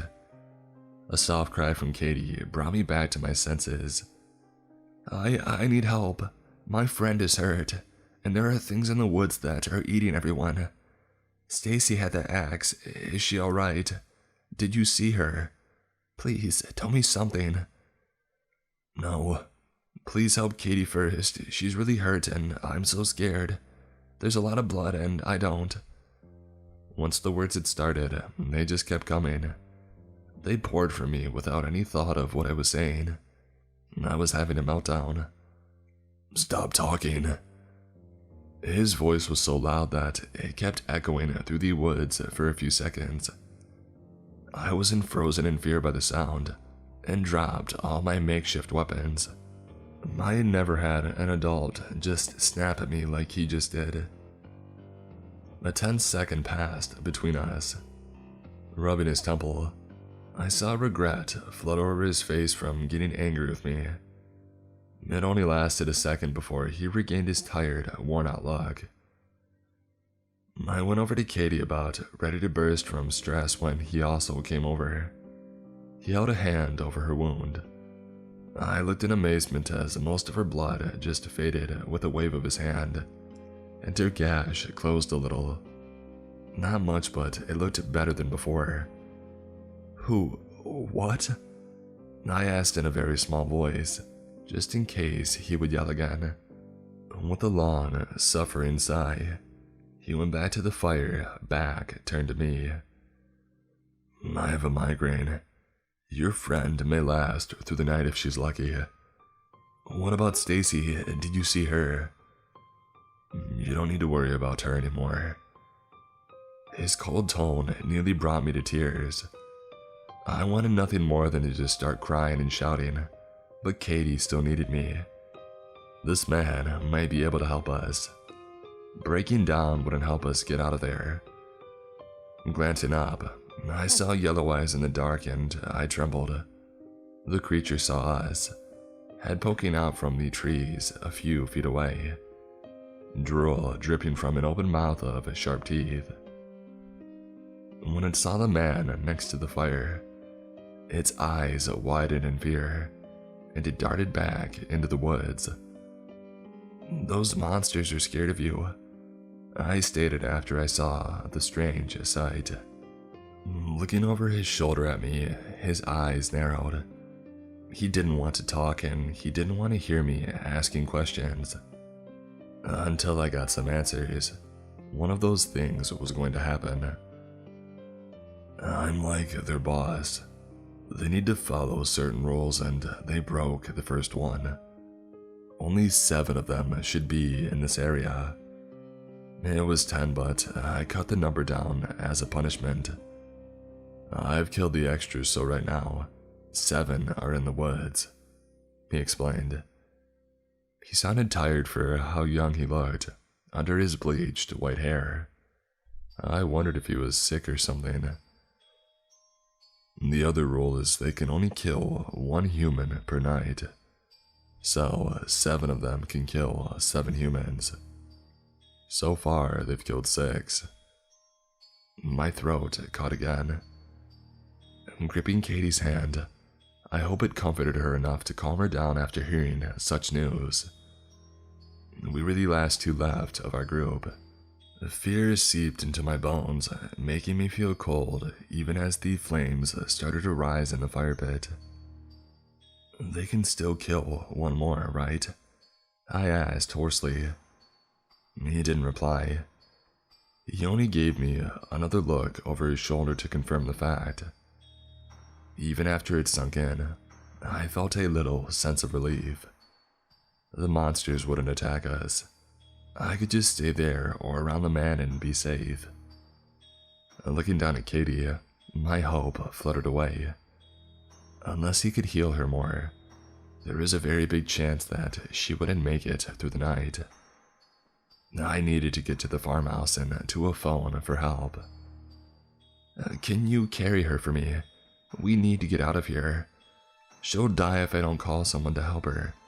And I can't go alone through those woods with those monsters.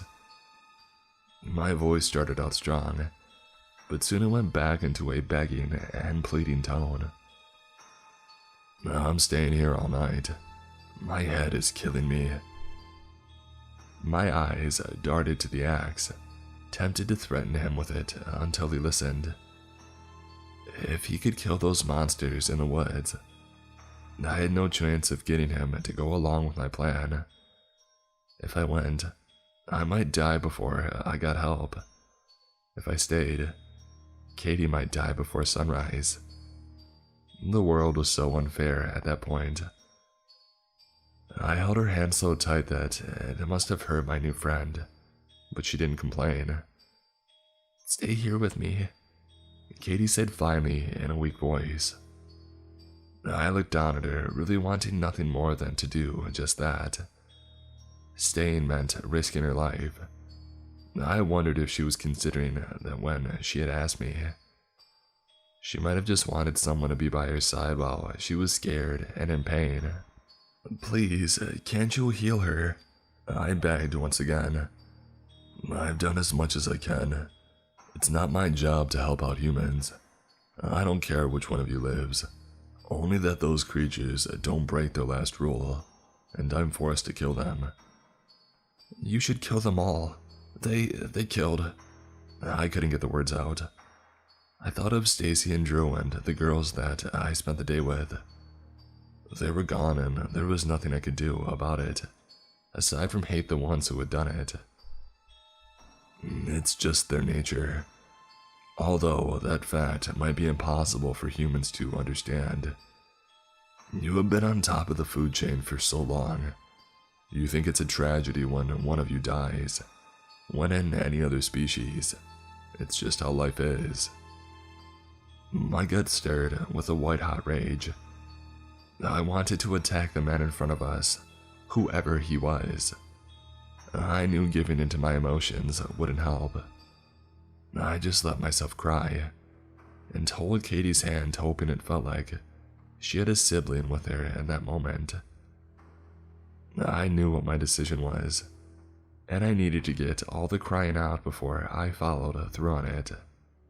You could kill her, you know. That way you would.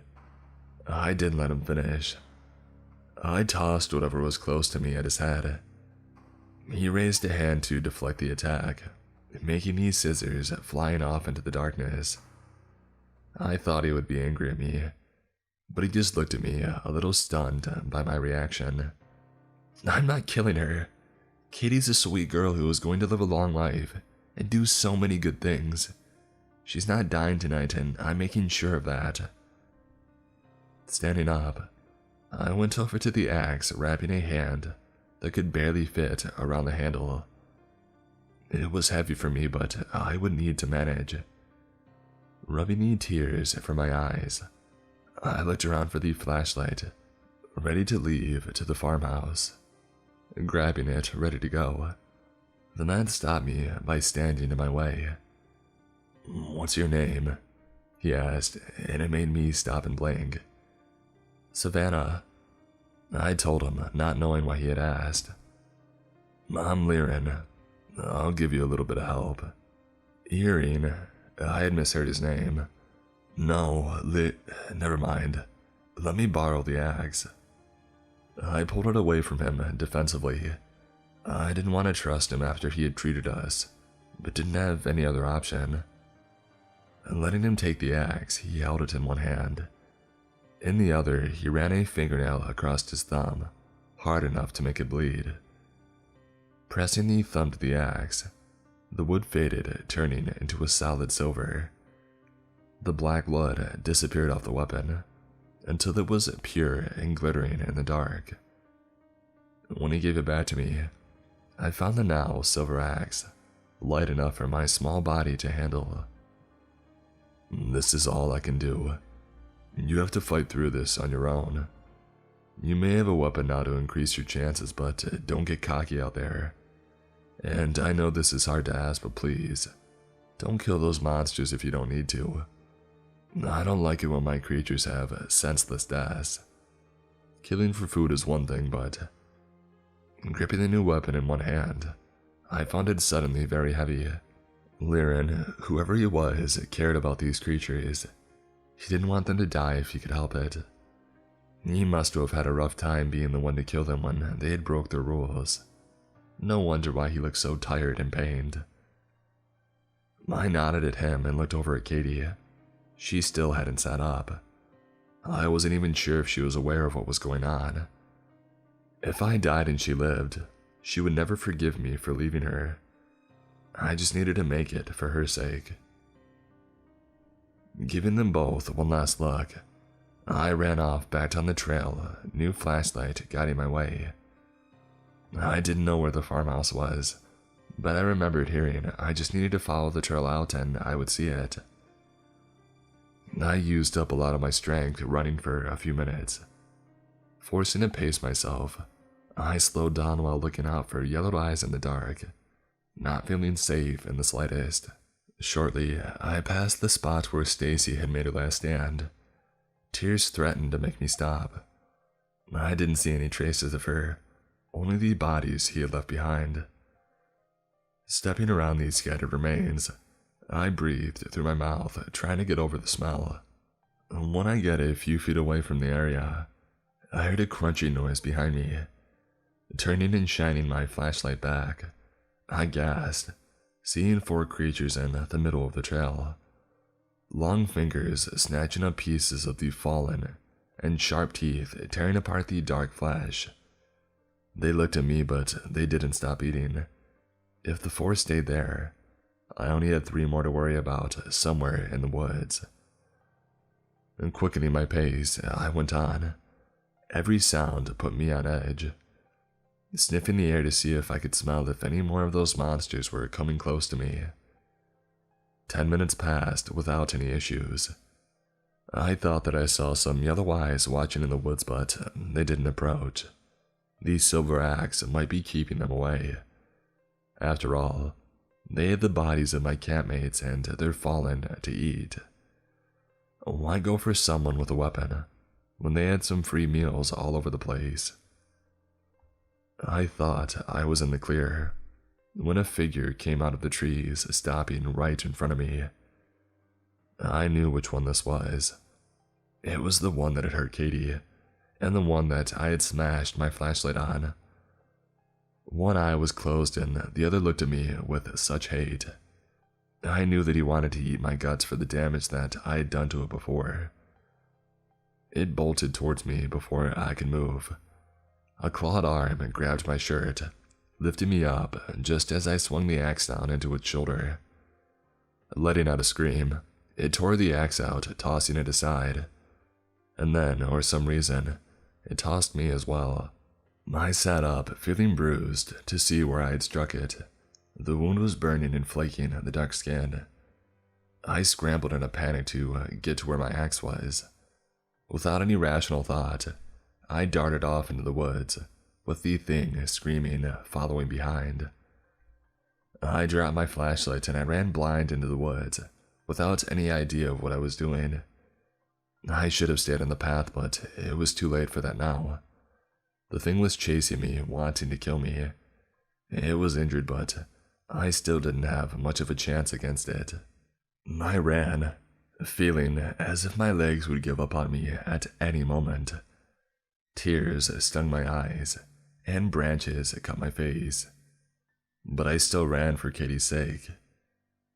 The thing behind me stopped screaming, but I knew it was still after me. My heart leapt into my throat when I thought that I saw something in front of me through the trees. A beam of light moving, confusing me on what it could be. Over my own breathing, I didn't hear any of the noises, but my brain clicked into the fact that I had just seen some car headlights. I was near a road. I ran, chest threatening to burst. I tripped over a branch and rolled into the ditch alongside the road that I was so thankful for. Every muscle screamed at me as I got up and crawled out of the ditch towards the highway. It was late, but I knew this was a popular route for truckers. One would stop for me if someone would just please drive by. When I stood, it felt like I had twisted my ankle. I dragged my body, almost passing out from the effort. Axe still in hand, I looked up and down the road frantically. A blow to my back tossed me rolling into the middle of the lane. I gasped for air and stared at the monster that had just kicked me aside. My axe dropped too far for me to reach in time. It got on all fours, blood pouring from its wounded shoulder. I stared in horror, knowing this was the end, and for just to wait for it to come at me. Its yellow eyes glaring, and it let out a loud scream of hate at me as it dug its claws into the ground, ready to pounce. I couldn't move my ragged body, and I did the only thing I could think of. I screamed right back at it. Getting up on one elbow, I emptied out my lungs in a screech. That made the thing not only stop from attacking me, but take a step back. We both stared each other down for a few seconds. Those few seconds might have saved my life. A blaring truck horn came from down the road. The creature looked over, seeing a transport truck coming right at it. Giving me one last look, it skittered back off into the woods. The next few hours were a muddled, frantic blur I still don't fully remember to this day. The driver stopped to get me off the road and down to the farmhouse and to a phone. He went with the farmer into the woods to check on Katie, while I stayed at the house with the farmer's wife, going between crying and sleeping. Morning came around when I woke up. Dragging my tired body to the porch, I saw emergency crews scattered on the driveway and officers going onto the trail. Someone told me that Katie was already on the way to the hospital, and they let me sit on a chair on the porch until another ambulance came for me. I sat watching everyone run around, trying to get a search started for the missing girls and Drew. I didn't know why no officers started to question me yet. I might have looked too out of it to be of any help. Someone did sit beside me to talk with me though. I wasn't expecting so many of you to make it. Laren sat next to me, silver axe resting against the wooden rocking chair that he was in. I wanted to speak, but I was too tired to say anything. I'm taking this axe with me. No offense, it's too powerful to leave it with you. Unless you want my job. Pardon? I asked, directing my head towards him, trying to see if he was joking. Kings only last for 10 years. More if they're really strong. They need to switch bodies before it breaks down. I've been doing this job for 5, and I would like to pass the crown on to someone else. It's too tiresome. I don't know why I agreed to doing this in the first place. It's also too much of a bother to set up tests for other candidates, so I'm just asking anyone who survives a supernatural encounter if they want the gig. I stared at him, not believing the words coming out of his mouth. I didn't want to come across another monster or creature of the dark ever again, so having his job was way out of the question. This guy really needed to get some standards too. He was asking a 13-year-old girl to take over such an important position. How lazy could one person be? If I could move, I would punch you for asking. I heard a small sound that was almost a laugh from him. I should have expected that answer. At least you don't need to worry about monsters bothering you again. Any king candidates are off limits. If you weren't one, you're guaranteed to be killed by something supernatural someday, because you encountered some. But I refused. I started and shutting up too late. That doesn't matter. You're still an honored human the king recognized. If you don't want my job, you can become a knight. It would mean you would turn into some sort of creature, but you wouldn't be under such strict rules about protecting humans as I am. Your friend Katie accepted the offer to turn when she's 18. I shot my head up. Katie agreed to be turned into something horrible, like those things that attacked us. Like the things that killed everyone right in front of us.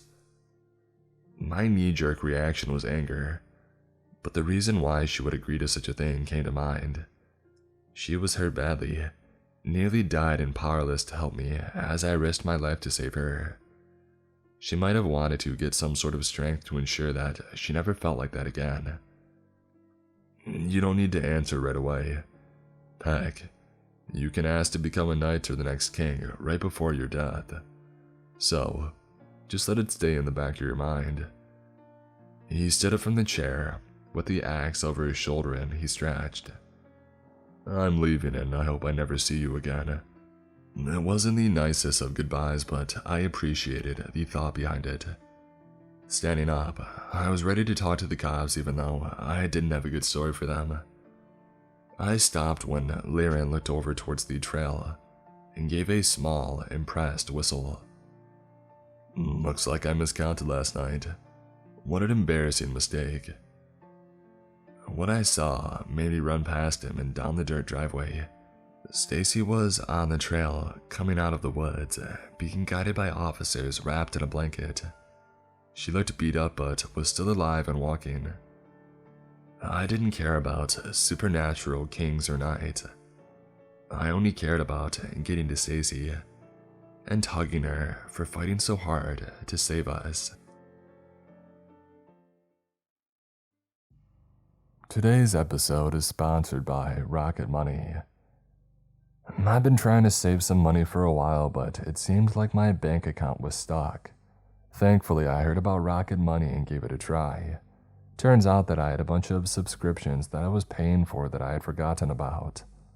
Rocket Money helped me cancel some of them, and now I'm finally starting to see my account balance go up. Rocket Money is a personal finance app that finds and cancels your unwanted subscriptions, monitors your spending, and helps lower your bills so that you can grow your savings. With Rocket Money, I have full control over all my subscriptions and a clear view of my expenses. I love how the dashboard shows me this month's spending compared to last month, so I can clearly see my spending habits. Plus, they'll help me create a custom budget and keep my spending on track. Rocket Money has over 5 million users and has saved a total of 500 million in canceled subscriptions, saving members up to $740 a year when using all of the app's features. Stop wasting money on things that you don't use. Cancel your unwanted subscriptions by going to rocketmoney.com/MrCreeps.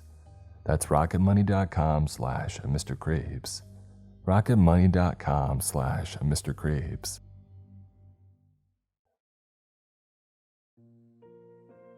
Her locket is small, slippery, a thin chain like sewing thread and a clasp for nimble, patient fingers. I could never hope to open any part of it now. My hands shake, I scrub. Delicate little filigree, an anatomical heart, golden copper, and blood. Inside, there's a picture of her. May, opposite a picture of us, all smiling, all happy, all alive. For a while, I thought that I had survivor's guilt. I read about it, searching for someone else's tidy words for how I felt.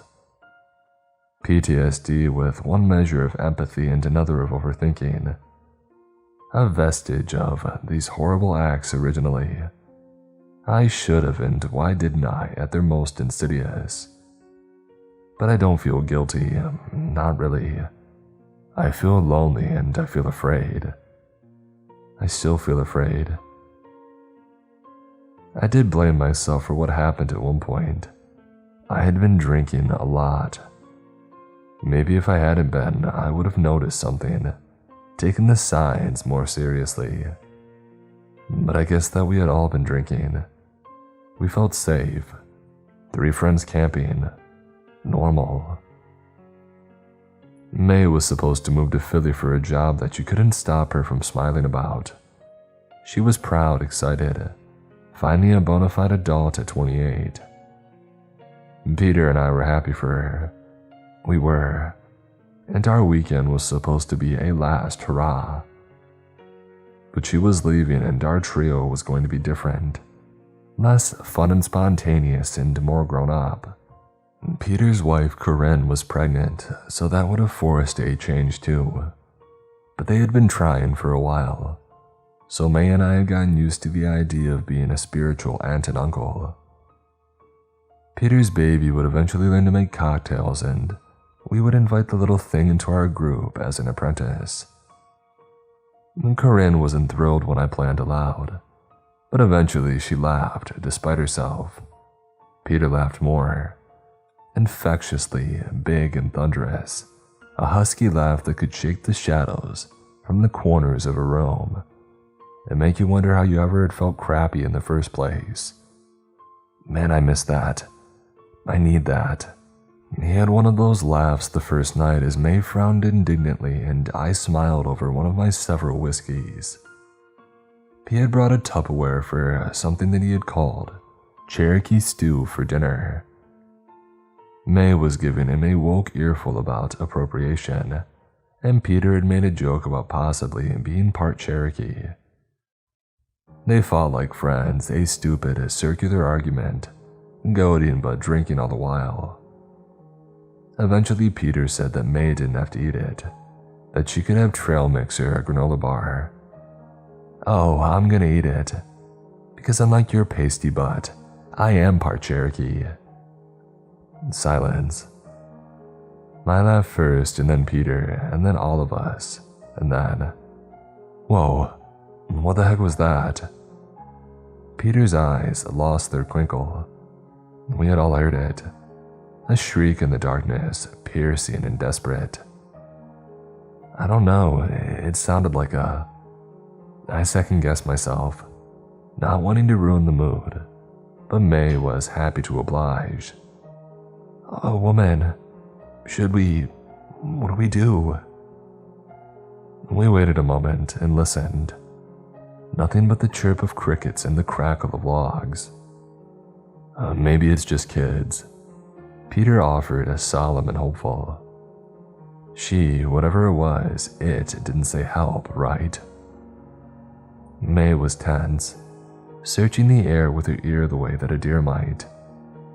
Yeah, but would someone really scream, help? Or would they just scream? Well, we don't really even know if it was a someone, do we? I mean, we could call the cops, but... May seemed to turn my suggestion over in her mind. No, you're right. They wouldn't do anything anyway. It did sound a lot like a woman though, didn't it? Peter and I shared a discussion and a glance. It did. It totally did. But she's alright, right? Yeah, absolutely. Maybe she got tickled or something. Corinne shrieks when she gets tickled. You see, it could be anything, it's fine. Yeah, right. Look, May, if we hear it again, well, I don't know, go look or something. But for now, I don't hear anything. Do you? I tried to be diplomatic, but it was late and dark, and we were drunk and comfortable by the fire. May nodded, shook it off, and chuckled uneasily. More bourbon for your nerves, milady. Peter shook the bottle. Yeah, thanks, Pete. We didn't hear a thing after that, just mental echoes of a scream. A short scream, a long one, painful and joyous. An hour later, we were eating s'mores, playing drinking games, and the scream had become a dozen different, vaguely plausible memories. By midnight, we were all in our tents, in our sleeping bags, separate rooms in the quiet cacophony of an uncertain wilderness. A rustle of leaves, the groan of a maple tree, the thrum of my drunken pulse, footsteps, the synthetic squeak of my sleeping bag, a cleared throat, a snore, a distant scream, another, a bad dream, a fearful nothing, and then sleep. The next day came cool and gray with Peter humming along to a Bluetooth speaker and May clutching a cup of coffee, pretty and bundled and drawn. How'd you sleep? I croaked at her. Oh, good, just hungover. She smiled meekly and eclipsed her face behind her mug. Yeah, I'm with you, I commiserated. Hair the dog? May declined, rubbed a sleep from her heavy eyes. Peter, annoyingly chipper, lifted a bottle and eyed it flirtatiously against the low morning light. Mac, I'll join you, Jack. A little Irish coffee, Kentucky. Sounds like a grand way to start the day. Peter must have slept well. He had the inevitable habit of turning a gut full of liquor into a head full of energy. He had been that way at 25 and at 30. He hadn't changed. He was a little just rounder around the belly and decidedly more bearded. May and I soaked miserably in contrast, slouching and moaning over our headaches as Peter merrily sang bluegrass in a terrible falsetto. He was cooking sausage into scrambled eggs in a cast iron skillet. Being a dad for us misanthropic kids, he had always been that too. Our gregarious anchor, warm and happy. May was conscientious and a bit of a downer, though I say that as lovingly as I can. Without her, Peter and I would have devolved into sloppy, self-indulgent men long ago. Insufferable and perhaps more free but less happy. It was May that badgered Peter into first talking to Corinne, as he pined pitifully across a crowded bar. She was loving in a brutal sort of way, and she wasn't shy about being blunt. "I gotta piss. You lousy weirdos keep your eyes on the fire," she said, standing. "Maybelline, I'm a married man," Peter answered, full of false indignation. "I've seen more women peeing than I could ever need, or want." She chuckled and turned to me, narrowing her eyes, accusatory. "Don't shame me, May. You're better than that," I smirked. She seethed, and then we laughed and she disappeared, grumbling theatrically.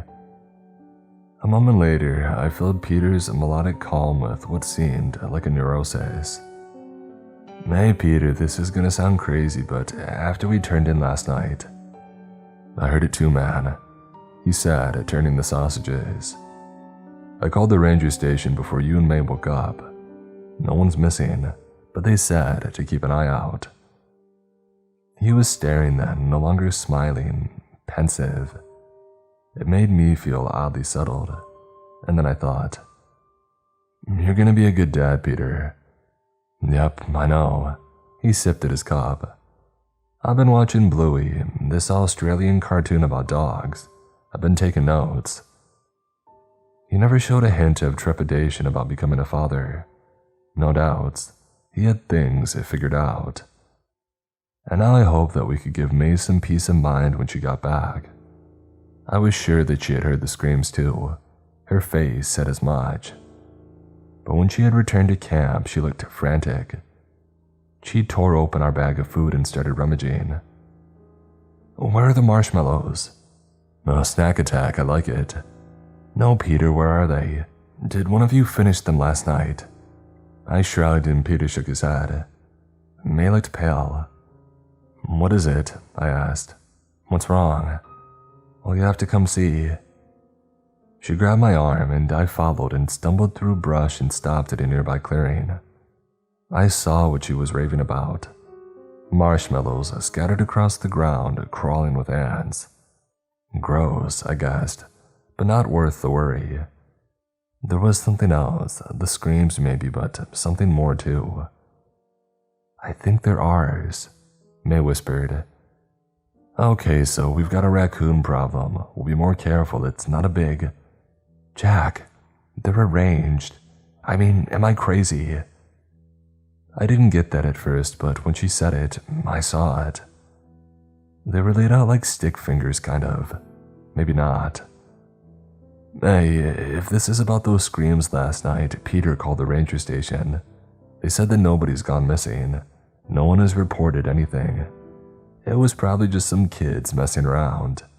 So why are you so..." "There are 3 stick figures. 3 people like us. And it's not just the screams, okay? Well, maybe it is, but now this." "May, it's nothing. They look a little like people, but I think you're seeing shapes in the clouds. There's probably little raccoon teeth marks on them or something. Look." I grabbed a stick from the ground, skewered one of these swarming white globs and lifted it, and the rest lifted with it. One of the people. The stick figure sagged, the marshmallows settled, and I saw a string running through them. Ruddy red twine. An armature. Jack, what the heck? I dropped it. I don't know. Someone did that, made these. Came into our camp last night, and why? What does it mean? I don't know, nothing. Peter said that hikers come through this area occasionally. Maybe one of them decided to play a prank, I don't know. As unsettled as we might have been, Peter was nonplussed by the news. He said that somebody might have pilfered our camp, that it was odd but not unheard of, and that they were gone now. Obnoxious, but somebody's harmless fun. After Blair Witch, everybody became an amateur horror set designer. They spooked you, mission accomplished. But if it makes you feel any better, May, the greatest threats to you out here aren't people. They're falls, dehydration, Lyme disease. Heck, you're actually a lot more likely to be killed at home than you are out in the woods. May nodded thinly. I made her a stiff coffee and she accepted my offer this time. We ate and planned our day. Enough distraction to catch a laugh or two. And then we packed our bags and doused the fire. May conceded that she might have been overreacting. The stress of moving, she had confessed. The uncertainty of a new life in a new place was all beginning to boil over. We did our best to reassure, said nice things and made promises.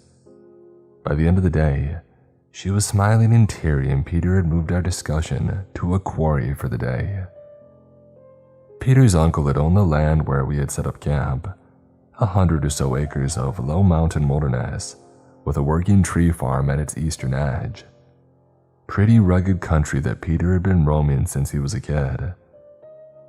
And we'd been before to camp, but never to a place that he mysteriously called Xanadu. It was a special place, a hot spring, technically sitting on national park land, but close enough to feel like ours. An autumn oasis in the woods, hard to find, not on any maps. He made it sound like a slice of bliss, and May and I were primed to think with anything but misplaced fear. Before long, we were excited. We had a purpose and adventure, and an hour later we found ourselves at the base of a sloping climb. One overgrown switchback slithering upward through skinny pines. We were so enthralled by everything, the energy, the wilds that dripped with austere beauty, that we almost missed him sitting there amongst the shrubs. A boy who blended into the gray and brown, still dressed in a uniform that might have belonged to a Boy Scout troop. Something normal enough to forgive the oddity of his presence. He was young, maybe 10 or 12 years old. I've never been great at guessing ages.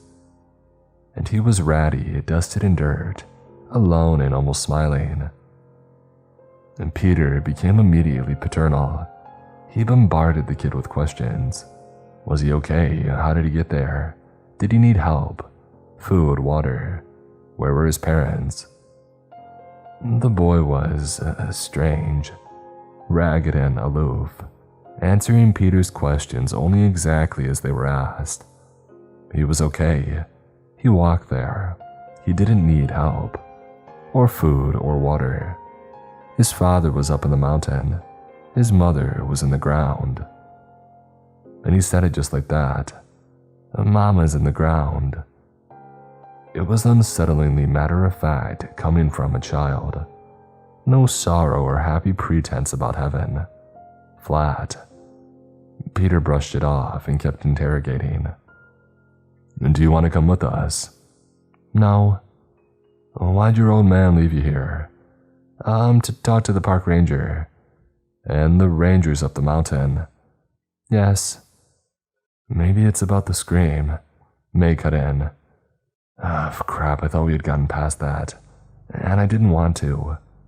Yes. The boy lifted a backpack from his feet and clutched it to his chest. So you heard it too. Do you know what happened? May seemed more curious than overwrought. A small improvement. The boy opened his mouth and paused. I have charms. Do you want to buy one? Unexpected. Charms. May screwed up her face, confused. She was certainly not alone in that, but I didn't want more worry. So I tried to steal back some of Peter's morning positivity. "Sure," I responded. "How much?" The boy smiled. $5. I had the cash, so why not? Suddenly, he seemed excited and talkative. The charms were really talismans, he explained. They were magic. He made them to protect himself from bad things. Sometimes they worked, and now he made them for everyone. Everyone deserved protection. His mama taught him how to make them, but she didn't have one when she... He stopped, snatched away my money and reached into his bag. Charms, talismans, a rodent skull, a couple of ribs, and a few glittery plastic beads, all joined together with a shabby little macrame lanyard made of ruddy and red twine. "Hey kid," I started. "I don't mean to." "I've gotta go," he interrupted. "Not supposed to talk to strangers, I forgot. Don't tell my daddy, okay?" Peter was frowning, eyeing the kid, concerned. May still looked confused. "Yeah, sure thing," I said, uneasy. "But you're sure that you're alright?" His nose had started running. He wiped it with his hand, painting dirt across his face. "Yes, I have merit badges, always prepared, always okay.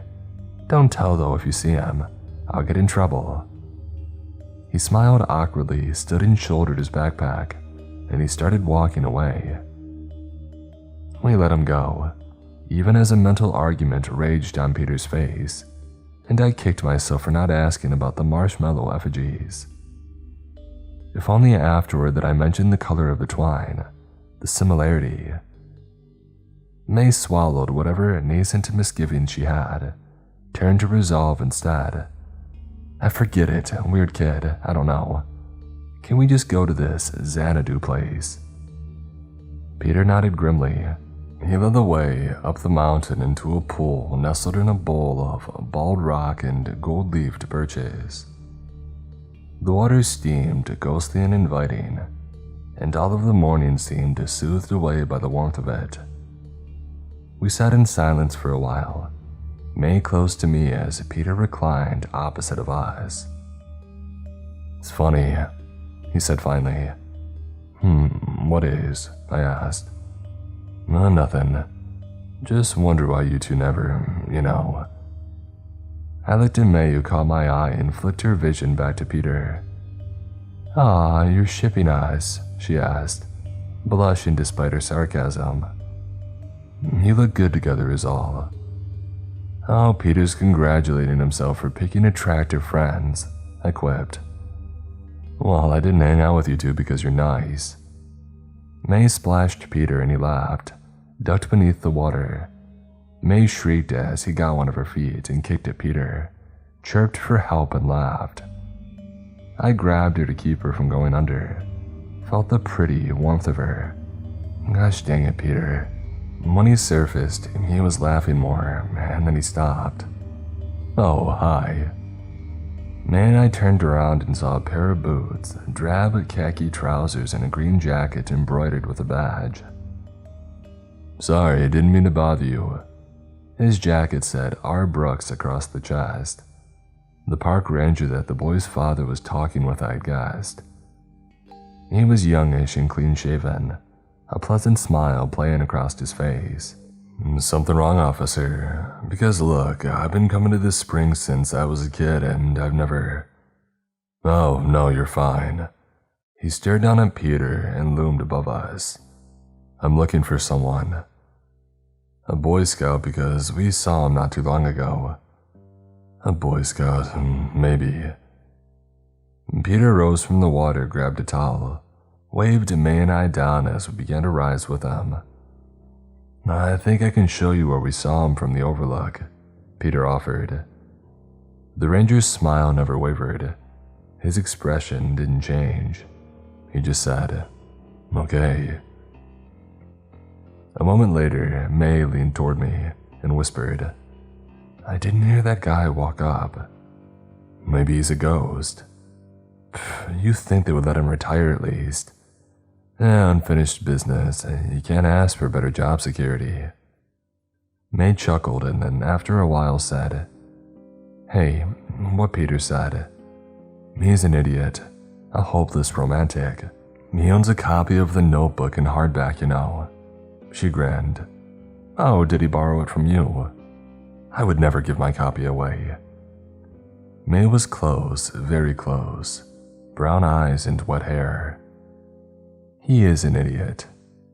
"Uh-huh." Whatever I might have wanted in that moment, it didn't happen. Peter came back.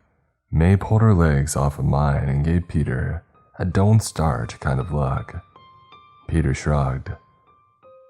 "So I asked him about the screams last night, and he said that it was foxes." "Foxes?" May asked. "Yep. Apparently they scream like women." Google seemed to agree. Super weird, I know, but yeah. I watched May's brow unknit. "Oh, weird, okay. And the kid?" "I don't know. The ranger didn't talk to anyone on the way up. No dad. But he is with a search and rescue apparently, and they don't have a missing kid on their radar. Pretty sure they would." Peter chuckled. "Guy told me some crazy stories about the job though."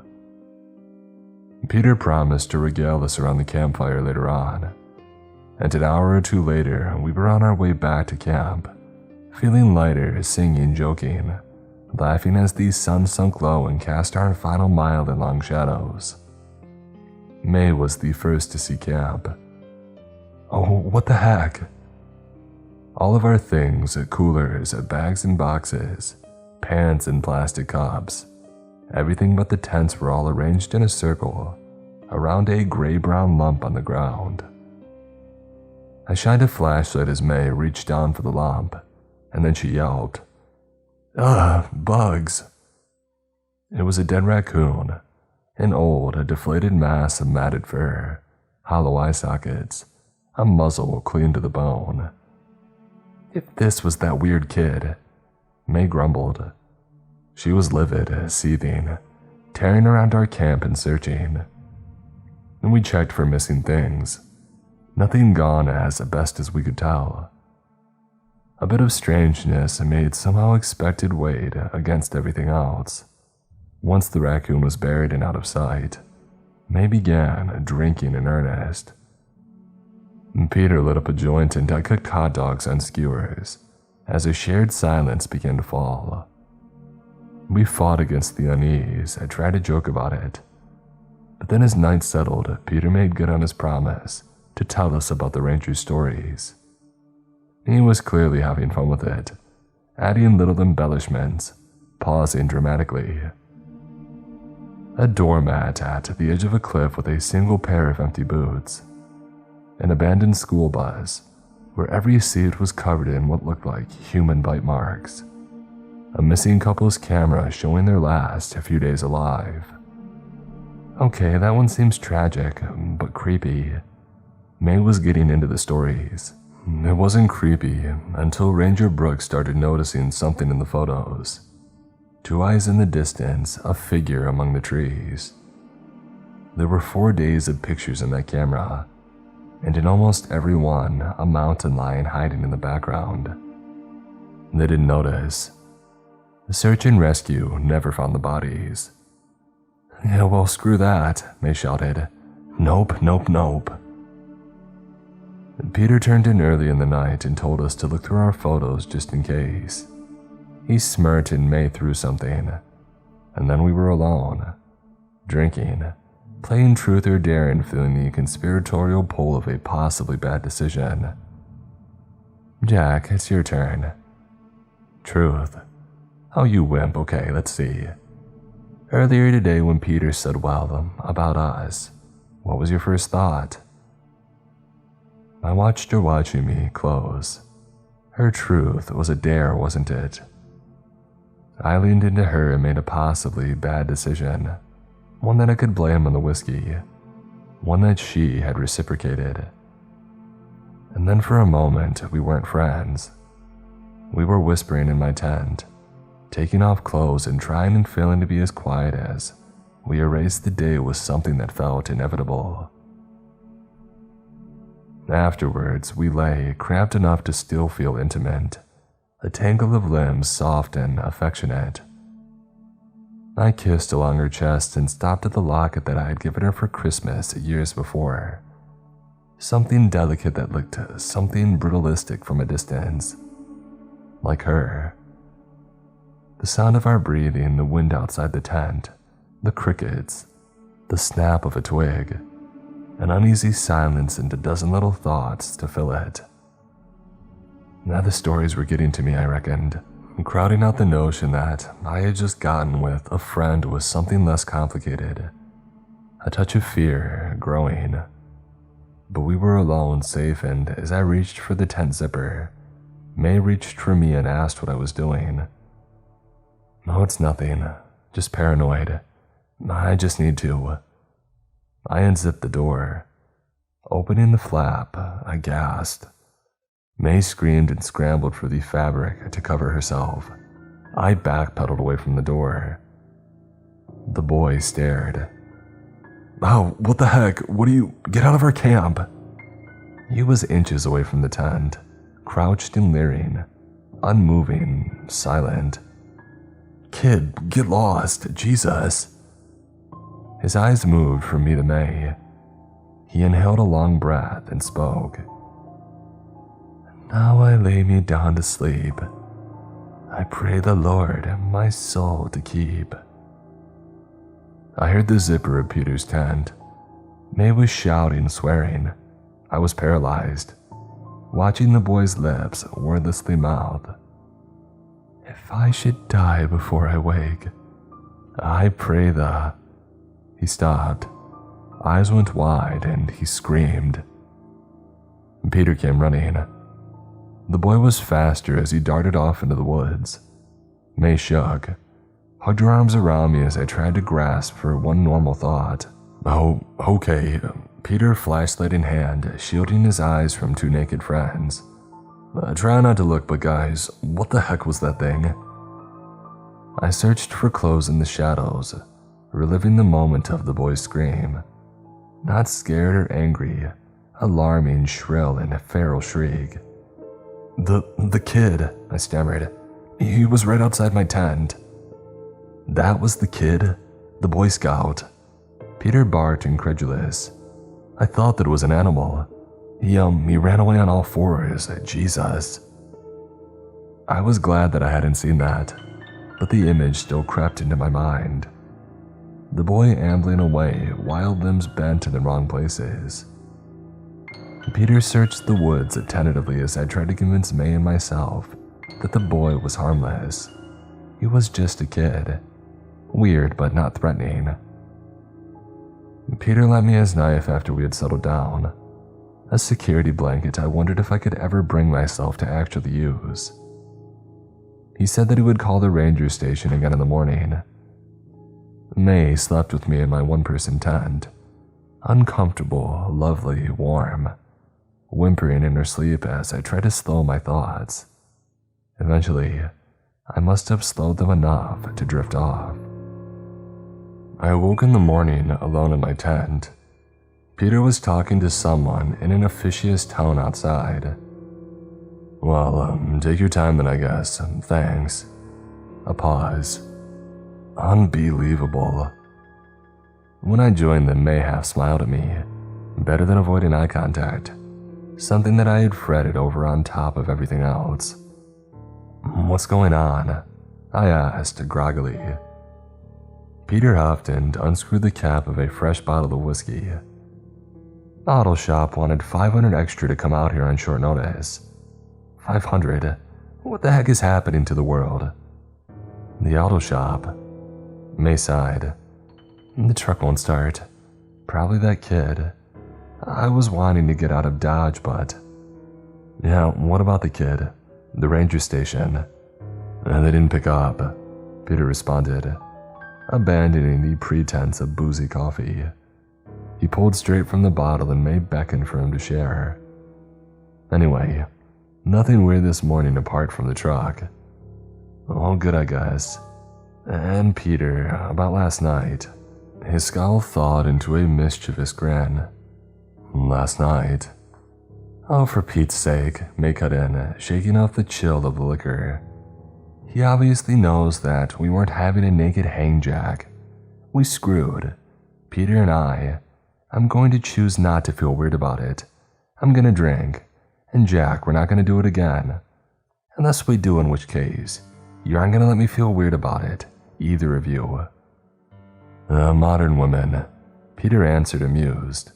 I dig it. But Jack, and I say this as a friend, you get around a ton. And I'm shaming you. Oh, screw off, I laughed. Shame. Shame. I turned to May, feeling more okay. You're not going to defend me. No, I agree with Peter. Shame. It didn't get weird, it got easy. And somehow the day became normal. We played cards, we drank. We made up stories about the boy. Clearly he had been raised by wolves, stolen from some Boy Scout troop and left to learn wolf culture and woodland handicrafts. May suggested that the glittery plastic beads on his charm talisman thing were a part of an even greater mystery. You know, Lisa Frank went missing in these woods a while back. No one found her. They assumed it was a photogenic mountain lion, but that mountain lion lawyered up, maintained his innocence, never had enough to charge him. She spoke with absolute conviction.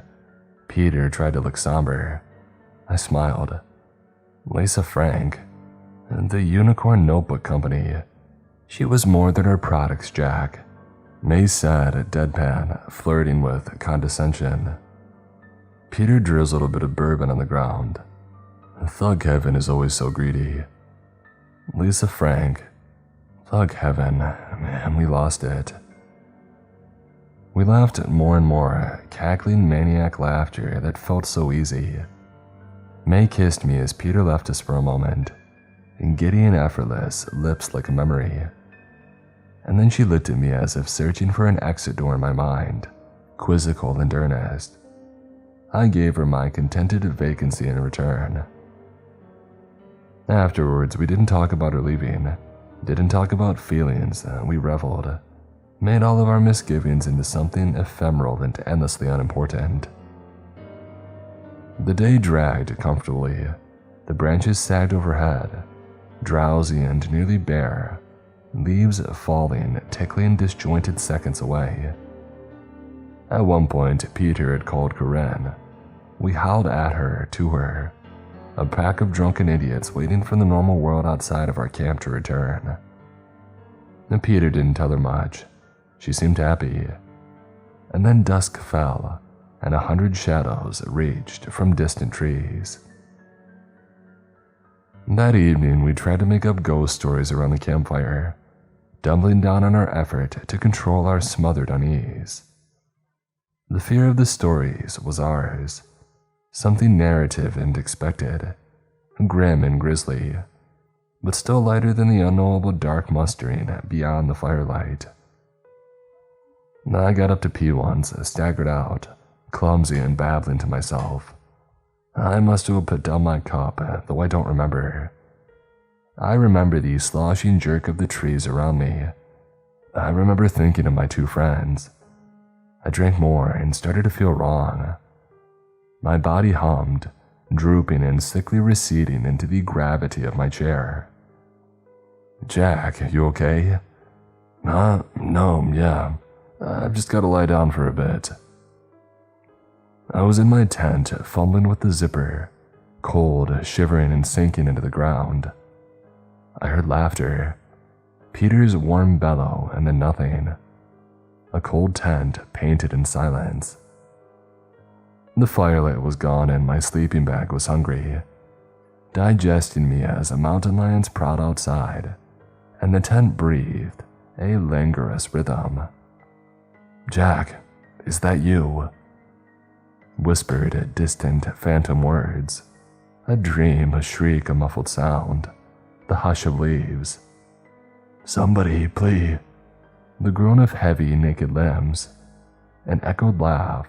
a scream, guttural and wet, a quickened pulse, thumping, pounding, the rhythmic slap of flesh, another scream, another, the whine of a zipper, nothing, and then everything again and again, until the sounds became meaningless.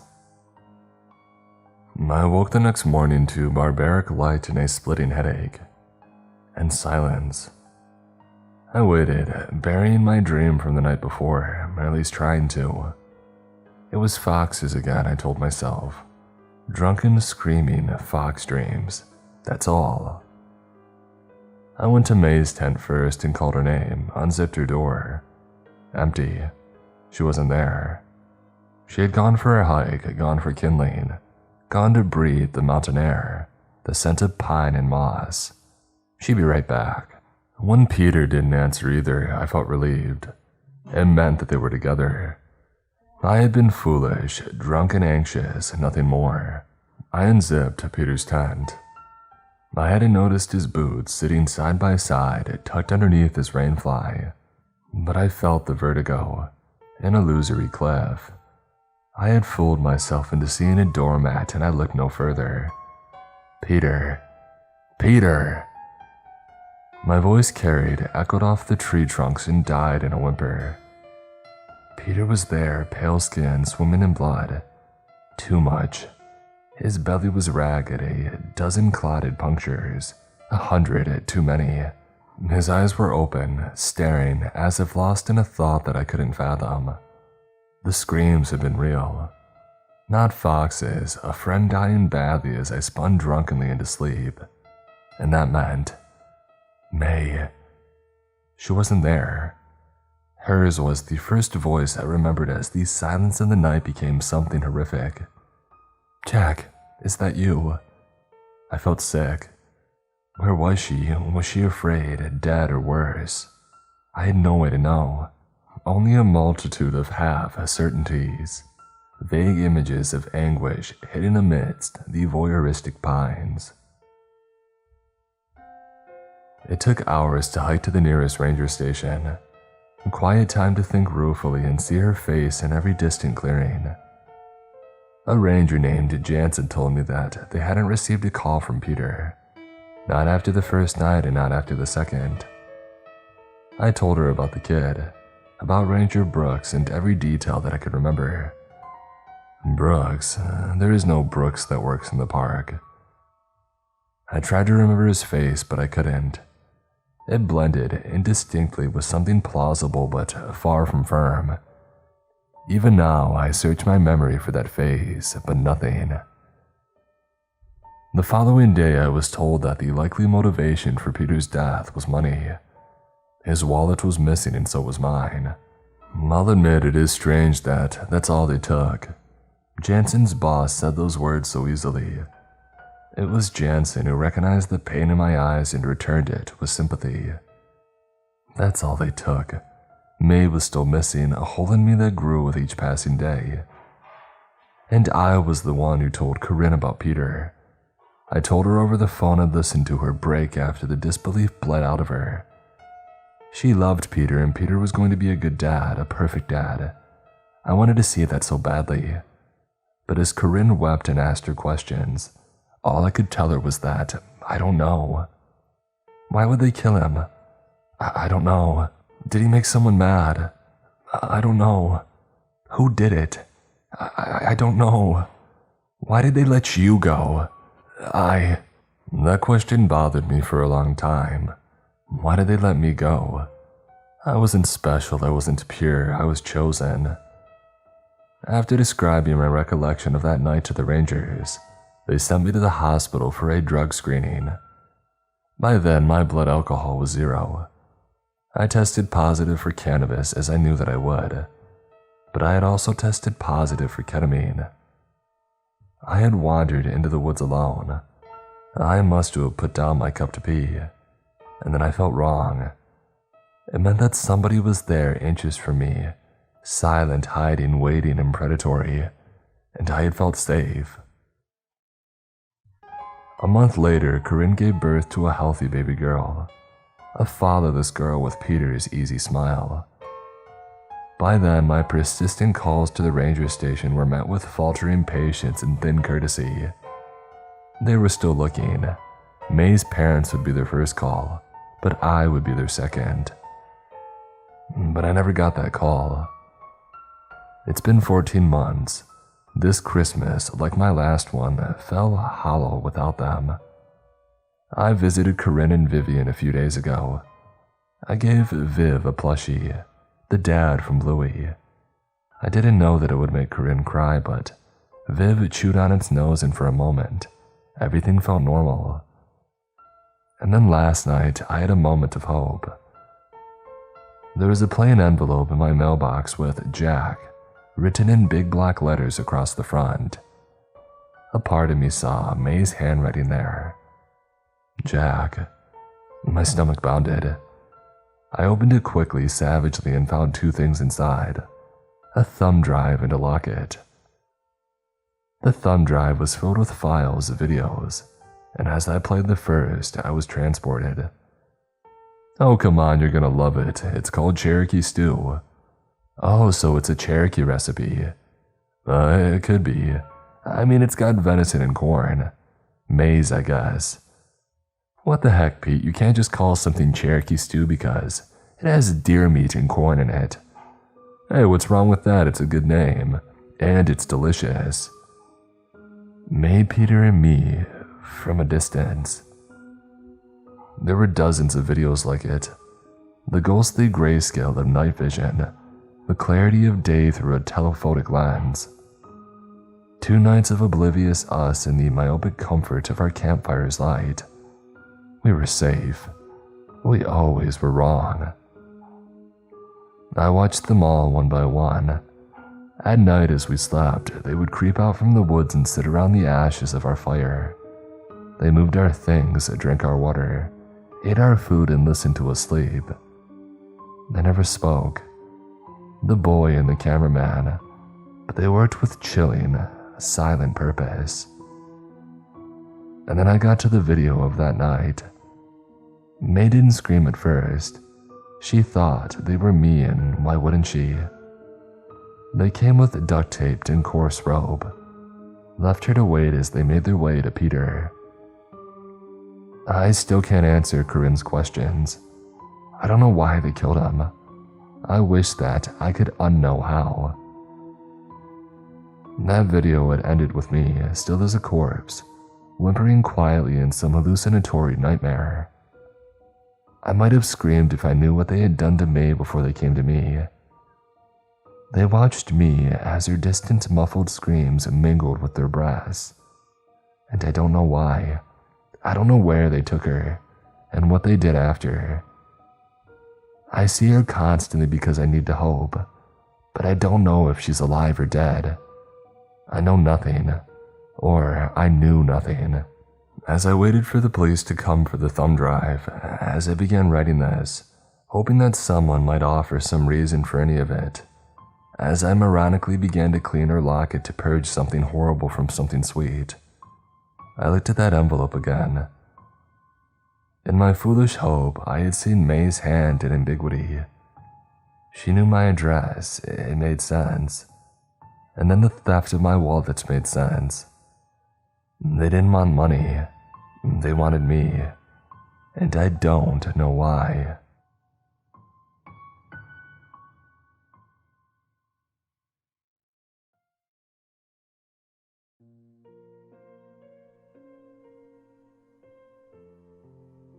I lived out in Gresham, Oregon for a couple years. It's a rain-drenched, lush area of the state, located in close proximity to Portland. I was fresh out of high school and eager to seek out new adventures. My friends and I are what you might call rednecks.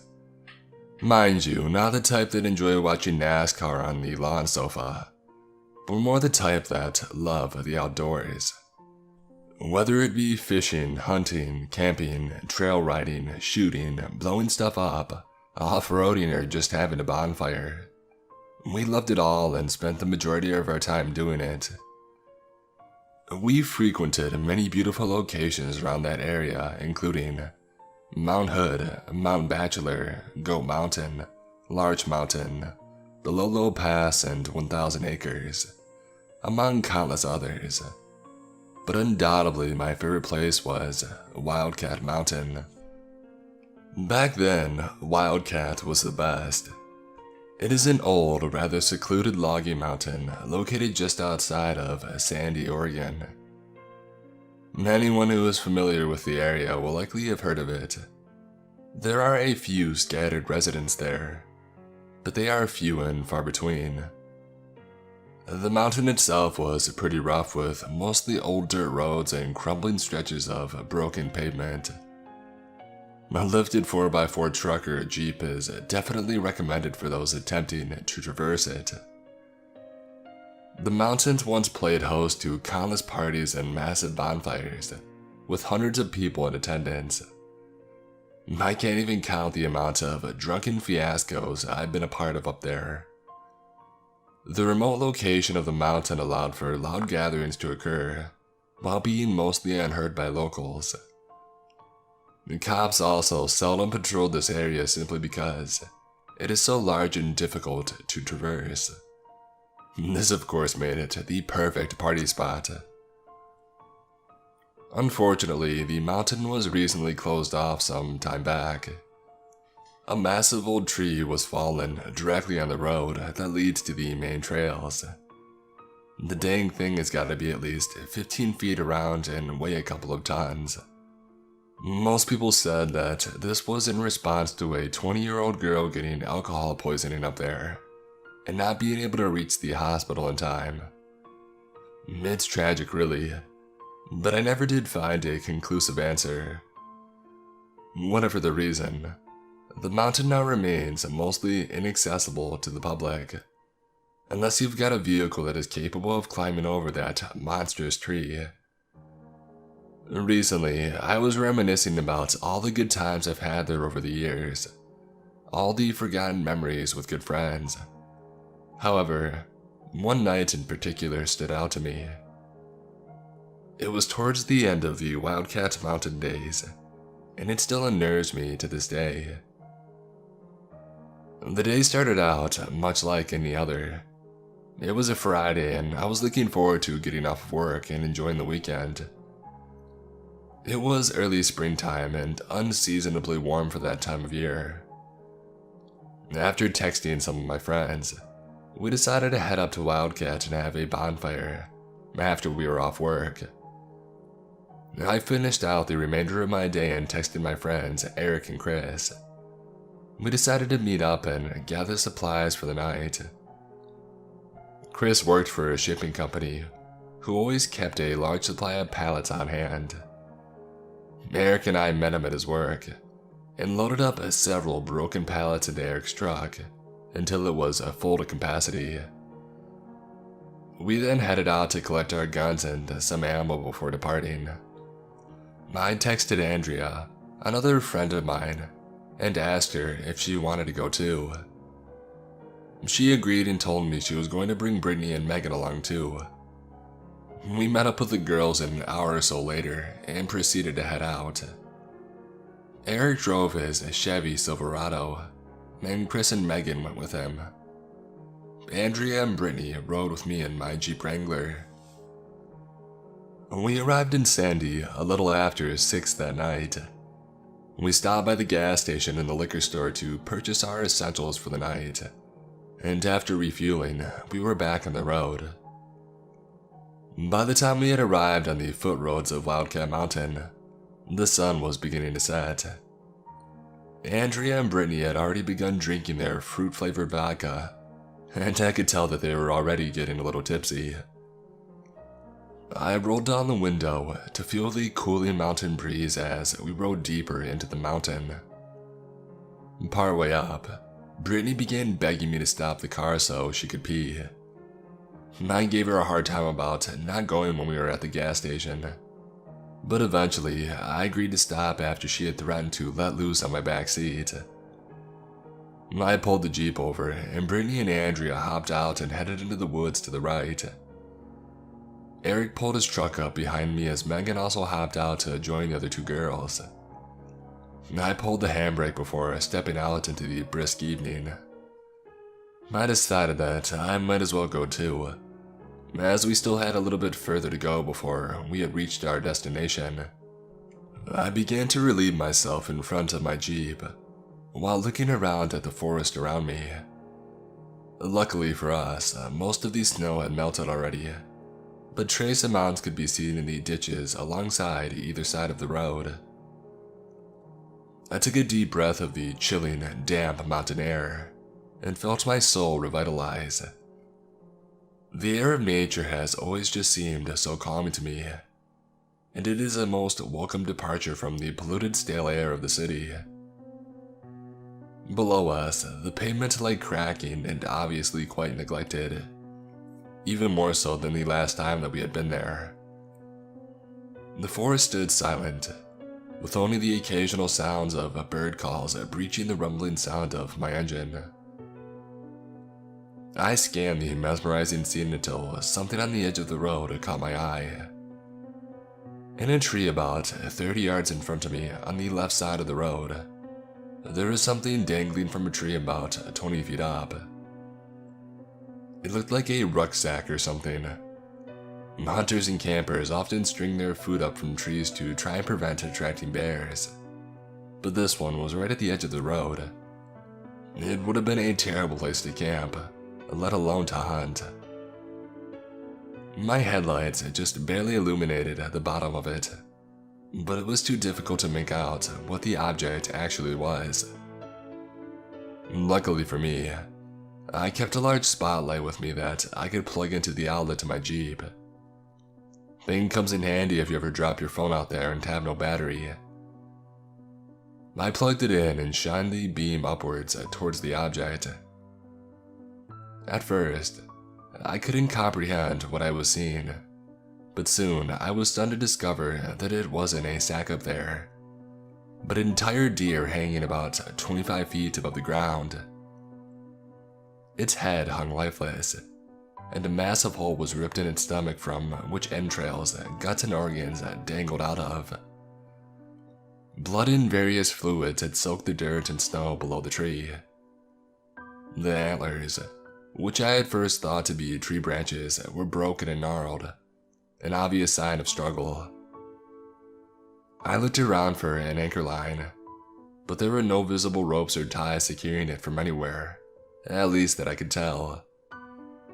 It was just haphazardly sprawled out on a massive tree branch, like someone had launched it out of a catapult and lodged it into the tree. My immediate thought suspected that this was the handwork of a cougar, but the size of the deer made it unlikely. It was a buck, and I'm no expert in deer adolescent rates, but I would say it was pretty close to fully grown. I know that leopards and other big cats will sometimes drag their prey into trees, but could a mountain lion really do that to a fully grown deer? They don't get nearly as big as leopards, and the leopard's prey of choice, the gazelle, is much smaller than a deer.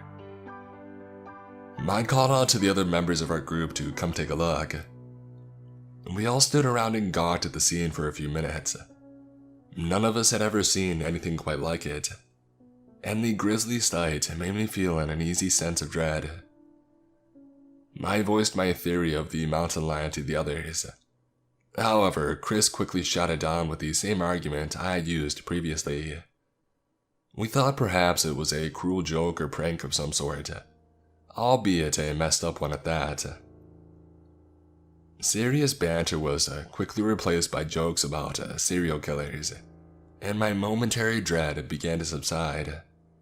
For a moment, a strange, fleeting thought of retreat crossed my mind, but I wasn't about to let something as meager as a mutilated deer carcass stop me from enjoying my Friday night.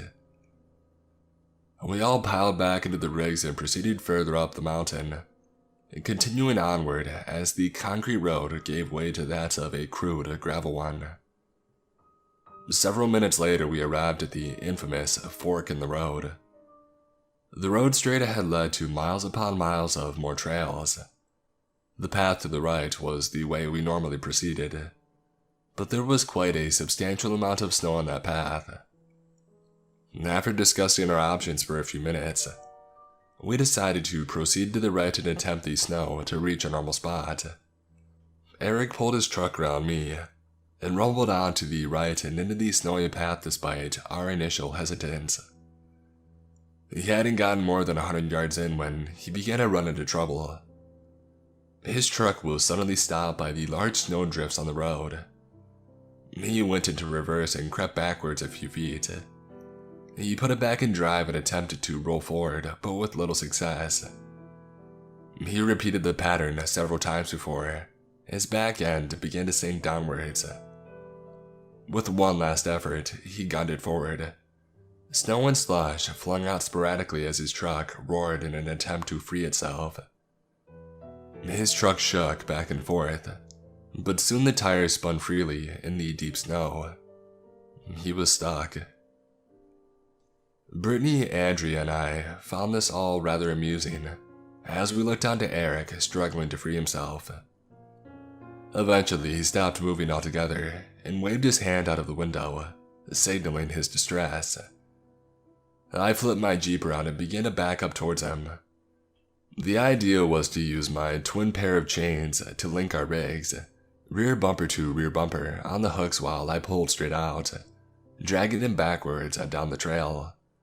We performed similar maneuvers countless times before, sometimes with 4 or 5 rigs hooked up all at once. Unfortunately, upon inspection of the chains, I quickly realized that they were too short to stretch from the dry gravel to the spot in which Eric was stranded. Because of this, I would have to reverse up the trail into the snow patch in order to get close enough to him. Chris hopped out to guide me backwards, and cautiously, I backed the Jeep up into the snow. We linked up and I began to slowly pull away. The chain pulled taut, and Eric's truck began to shimmy slightly. I only managed to pull him a few feet before I too lost traction. I put my Jeep in reverse and again backed up towards him, this time with the intent of getting a running start for more momentum. By the way, don't ever try this with chains. If either one of those chains would have snapped, they could have easily cleaved one of our heads straight off our body. Regardless, I gunned it and it jerked Eric's truck a bit, but still was not enough to free it completely. The chain was pulled tight and I began to spin my wheels. Back into reverse I went, and then forward again. My engine screamed and my RPMs jumped to dangerous levels, but all I succeeded in doing was spinning the tires and sinking deeper. His truck was just too heavy, and I didn't have enough room for momentum anymore. We both exited our vehicles to once again inspect the situation. My Jeep was now dug deep into the snow, to the point where the fenders were hovering only an inch or two above the top layer. Eric's truck moved maybe 5 feet, but that wasn't even the worst of it. The chain was pulled tight, so tight that we were unable to disconnect it.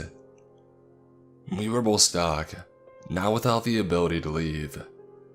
Not the first time that had happened to us, however, so we decided to just chill for a bit and to try to think of a different plan. We broke out the pallet and lighter fluid and sparked up a fire in a dry patch on the side of the road. The drinks came out and all of our troubles of life began to slowly slip away, including the current predicament we found ourselves in. We all laughed and reminisced for a while about all the good times that we had had together. Eventually, after we were all several beers deep, we decided we possessed the cognitive and physical capabilities required to free our trucks. Everyone else was quite drunk by that point except for Eric, who seldom if ever actually drank. Eric, Chris, and I returned to the trucks, and once again, I tried pulling them out. Again, we had little luck moving anywhere, so we busted out the shovels and began digging away at the snow and ice. An hour or so of struggling, digging and drinking passed, and little progress had been made. The chain was still pulled too tight to disconnect, and we were running out of options. we began to realize that we may not be going anywhere for a long time. It's not as though this idea frightened us, at least initially. As I said, we had been stranded before, but it was a bit of an inconvenience. When given the choice of sleeping in my own bed, or in the driver's seat of my Jeep in the middle of the freezing woods, well, that's not a very hard decision to make. We decided our best course of action would be to call our friend Alex and ask for help. By this point, it was around midnight, and we knew Alex would likely be sleeping indefinitely, less than excited to hear from us so late. Unfortunately, we didn't have much of a choice, unless we wanted to spend the night out there. Eric strolled around our makeshift camp, attempting to get a signal for his phone. But eventually he was successful and managed to get a hold of Alex. Alex was not exactly thrilled about driving all the way up there to help, but he agreed nonetheless. He had a hand winch which we could use to hopefully pry ourselves free of our little situation. The downside was that Alex drove a BMW 323i, and there was simply no way he could make it to where our trucks were located.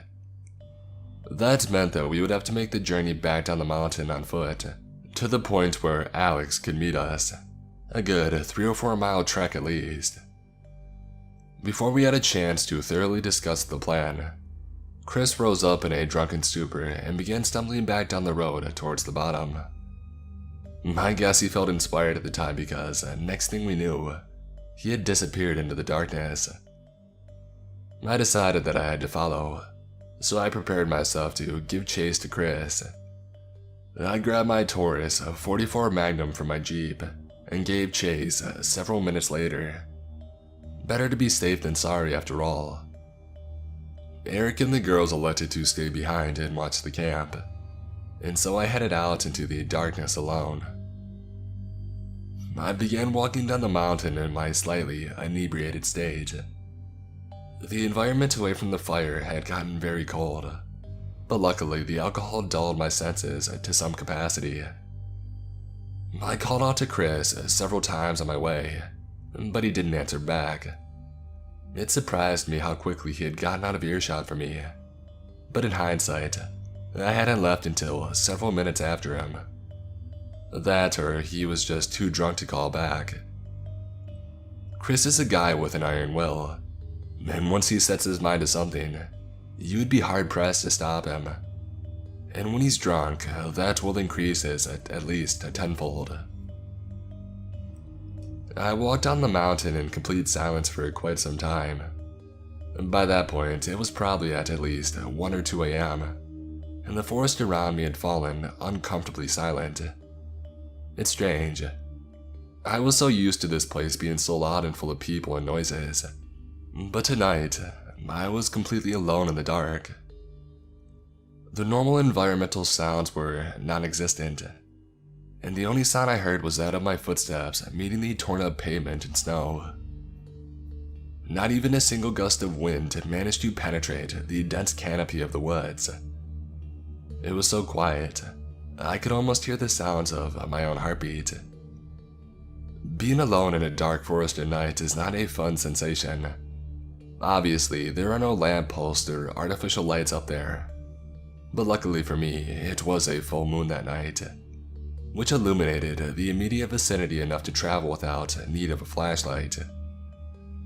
I could only see as far as the tree line, however, and on either side of the road stood an enclave of monolithic trees and high attention, like soldiers given a command.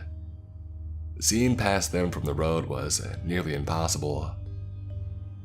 I called out to Chris several more times on regular intervals, but he never did answer me back, so I soon gave up trying altogether. I'll be honest, it did make me quite anxious to not get a response. I continued walking down the mountain for quite a while, past the small dirt pit and down towards the fork in the road. Still, there was not a single sound to be heard from any direction. No chirping of crickets or calls of owls, nor a distant howl of a coyote.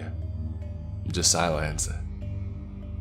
It's strange what happens when the human mind goes through extended bouts of silence. you never realize how much you rely on sound for comfort. Only in complete silence do you realize how much you miss the white noise ambience. Suddenly, a disruption shot out through the dark woods. The sound of a nearby snapping twig halted me in my tracks. I froze and glanced in the direction in which I thought the sound had originated, hand ready to draw my .44 from its holster. My heart began to pound on my chest as I stared into the darkness of the forest. In that moment, my senses seemed to heighten. I felt every chilling breeze and heard the drip-drop of water from the leaves. I saw nothing, despite my heightened awareness. I questioned myself on whether I had heard the noise at all. I know that the mind can play tricks when in an uncomfortable situation, and I wondered if I had simply fallen for it. Slowly, I began to press onward, while keeping a close eye on the tree line. I hadn't gone even 100 feet when I heard something that made my stomach sink like an anvil. The slight pitter-patter of footsteps in snow emanated slowly from the woods, 4 of them in total with another snapping twig at the end. I stared unblinking in the direction of the noise as the sound halted abruptly. Whatever it was seemed to be aware of the noise it made and stopped to not draw attention. My heart felt as though it was in my throat, as immediately the sensation of being hunted arose in my mind. I still couldn't see anything in the darkened woods, but I now knew I was being followed by someone or something. One of the things they teach in hunter safety is the fact that the only things clumsy enough to snap twigs in the woods are bears and humans. Obviously, a bear would not be a welcome sight in any situation, and if it was a human that was stalking me, then the implications of that cannot be good. I picked up the pace and continued briskly walking, now just trying to get down as fast as possible, and cursing the initial idea of leaving the bonfire in the first place. The thought then crossed my mind that maybe it was Chris trying to spook me. He honestly had never struck me as the prankster type, but I guess under the right circumstance he may go for it. Although he likely knew I was armed, and I doubted he would risk a tragic accident for a quick laugh. It just didn't make any sense, and my mind raced as I tried to figure out what it was that followed me. Not long after the footsteps began to re-emerge, that dreadful pitter-patter of crunching snow lodged my heart to my throat. I decided to just keep walking and see what my pursuer would do. The footsteps continued and began to slowly increase in frequency, as did my heart rate. I began rapidly glancing back over my shoulder, desperately trying to get a glimpse of my stalker. The footsteps seemed to grow closer and closer, but still, I saw nothing. Deciding that I couldn't take anymore, I stopped and drew my revolver. I called out for Chris again, warning him that I was armed and to not mess with me. As I expected though, there was no response. The footsteps had again stopped, leaving me alone in the silence once more. My nerves got the better of me in that moment. I raised my revolver and fired a warning shot into the bank by the tree line away from the direction of the footsteps. The serene night was pierced by the deafening concussion of the bullet. My ears were accosted by the blast, making it difficult to ascertain any response from my pursuer. I waited for a couple seconds, and hearing nothing in response, except for the ringing in my ears. After hearing nothing for quite a while, I decided to continue my descent. Not a minute later, the footsteps returned, but this time at a much more rapid pace. The steps drew ever nearer, now seemingly only a couple of meters away. I began to run now on the brink of absolute terror. Whatever was on my trail was now quite obviously hostile. I heard the crunching and violent snapping of twigs coming from behind me. I turned back to see trees and branches snapping wildly as a large dark figure moved rapidly through the woods.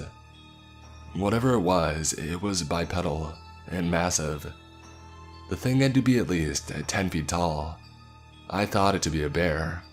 but knew that chances of a bear moving that quickly on two legs was slim to none.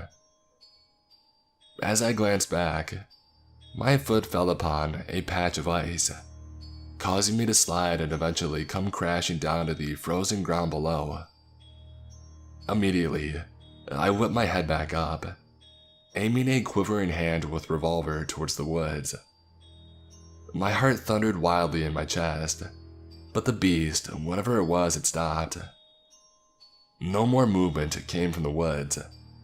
Quickly, I regained my footing, staring intently into the woods. My pursuer had ceased all movement, and again the environment had fallen silent, save for my labored breaths. I stood and stared towards the woods, desperately trying to identify what or who it was that was after me. By this point, of course, the notion of a human follower was simply out of the question. It seemed like I stood there motionless for hours, but in reality, the adrenaline surge was probably just obfuscating my perception of time. I aimed a shaking arm and revolver towards the woods, debating whether or not to fire another warning shot. Suddenly, a noise chilled me to my very core. A low, guttural howl blared like a crash of thunder from within the woods.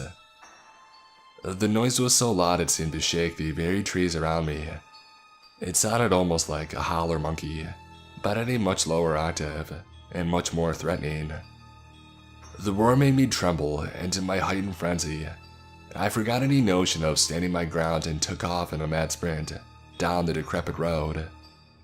I was forced to stop after several minutes of desperate, unabated running, unable to continue as my lungs threatened to implode. Damn cigarettes. The entire time, I hadn't so much as glanced behind me. I scanned in all directions, panting heavily from the late night workout. Again, I saw and heard nothing. For several minutes I waited, listening intently while trying to replenish my exhausted lungs. I had almost fooled myself into believing that I had gotten away, until a commotion drew my attention yet again. The crashing and snapping of twigs again began from somewhere back in the woods. I could not see, but definitely could hear the beast in a mad dash towards my position. I raised my revolver again, knowing that my only chance now was to stand my ground and fight. My knees shook wildly below me, threatening to give out at any moment. The wreckage grew closer and closer, until its wake of destruction was in my view. The hulking beast tore through the grove like tissue paper, flinging branches, snow and everything else out of its way like nothing. It reached the edge of the woods, and suddenly stopped about 20 yards away. It was then that I got my first and only look at the creature. My previous estimate of 10 feet was probably a little overzealous, but it did stand at least 7.5 if not 8 feet tall. Thick knotted black hair covered its entire muscular frame from head to toe. Its eyes were deep pools of black or a dark brown which seemed to be drinking all the light from the moon above. Its face and jawline were large, but hard to discern in the shadows. The beast stood motionless and almost silent, with the only noise being that of its slow, methodical deep breaths. I've never felt terror so strong as I did in that moment. Animals are good at sensing fear, and despite my horror, I did my best to remain steadfast and unwavering. The beast and I shared a deadlocked gaze with one another, both of us seeming to size the other one up. I clutched my .44 tightly, set dead to rights directly at the creature, and ready to unleash hell at a moment's notice. Every fiber of my being was screaming out for me to shoot the thing, and if it would have charged me, I would have, but it didn't. Instead, it let out another guttural howl, but this time it was significantly lower in volume and tone. I find this part hard to convey, but to me, the screech did not seem like one of a threat, but instead a plea. If the creature truly did not intend to hunt me, then why would it reveal itself to me like that? Why stop and simply stare from the side of the road when it could have easily charged me down during my panic-stricken dash and ripped me apart? I felt my arm slowly lower the revolver to my side, almost subconsciously. The beast let out a grunt and cocked its head from the shadows. We stared at each other again, a strange moment of evaluation between us. The beast broke the stare and took a step forward. The move caught me off guard, and as if on instinct, I again raised the revolver in its direction. The creature then did something that I never would have expected. It froze. As soon as my revolver fell upon it, it ceased all movement, as if the beast knew what a firearm was and the danger it represented. Could an animal possibly understand the significance of such an item? I don't know the answer, but in any case, I chose not to fire. The beast seemed somehow less hostile than I initially thought, and I got the sense that if it truly wanted me dead, then I could do little to stop it anyways. Suddenly, the creature lifted its head and made that low, guttural noise again, this time seeming as if it was surprised by something. I stared in abstract confusion as it lifted its massive right arm and extended its index finger in a curled but definitive pointed motion. Out of my peripherals, I saw lights beginning to increase behind me, but dared not to look for fear of the thing. The increasing lights allowed me to view the creature's face in detail for the first time. It had dark brown, almost black eyes, large ridges on its forehead, and the distinctive facial shape of a primate. The beast then slowly lowered its arm and grunted again, before suddenly turning and charging back into the woods from which it came. The tree branches splintered and exploded as the beast rushed back into the thick blanket of the forest. Just as suddenly as it had appeared, it was gone, and the eerie silence returned. I found myself at a loss after that. I could still sense eyes watching me, concealed in the darkness of the forest, but somehow I knew the beast would not return. I turned in the direction it had pointed, and saw headlights in the distance racing towards me. I holstered my pistol, and the car drove up beside me moments later. It was Chris and Alex, with the lashing winch that we needed to hopefully escape.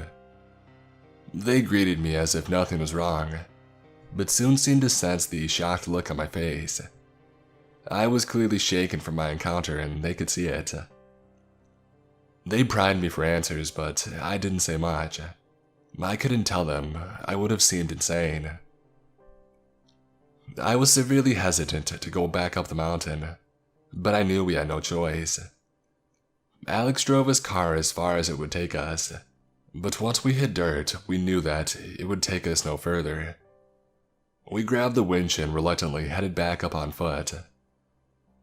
It took us a good hour to reach the area again, and the entire way I felt severely paranoid. I sensed that we were being watched the entire time. A few times I thought that I heard the footsteps again, and saw shadows in the trees, though the beast never reappeared. Much to my relief, we eventually reached the bonfire again. It was probably 3 a.m. by that point, and the fire had long since extinguished, and only smoldering coals remained. Eric and the girls were all passed out in his truck. We woke him up and, with some struggle, were finally able to free his truck and get out of there. Now I know what most of you are probably thinking. It was Bigfoot. And I'll admit, it sure does seem that way. I've never really believed in such superstition, and just never understood how a primate that large could go unobserved and unconfirmed for so long. Needless to say, I'm a believer now. I think those things are a lot smarter than we ever gave them credit for. From its apparent recognition of my gun, to the way it gestured at the approaching distant headlights of Alex, maybe it's not so outrageous to think that it possesses some advanced cognitive abilities, maybe even close to that of a human's. It would surely require some intelligence above that of a normal primate to be able to elude capture or even video recording for so long.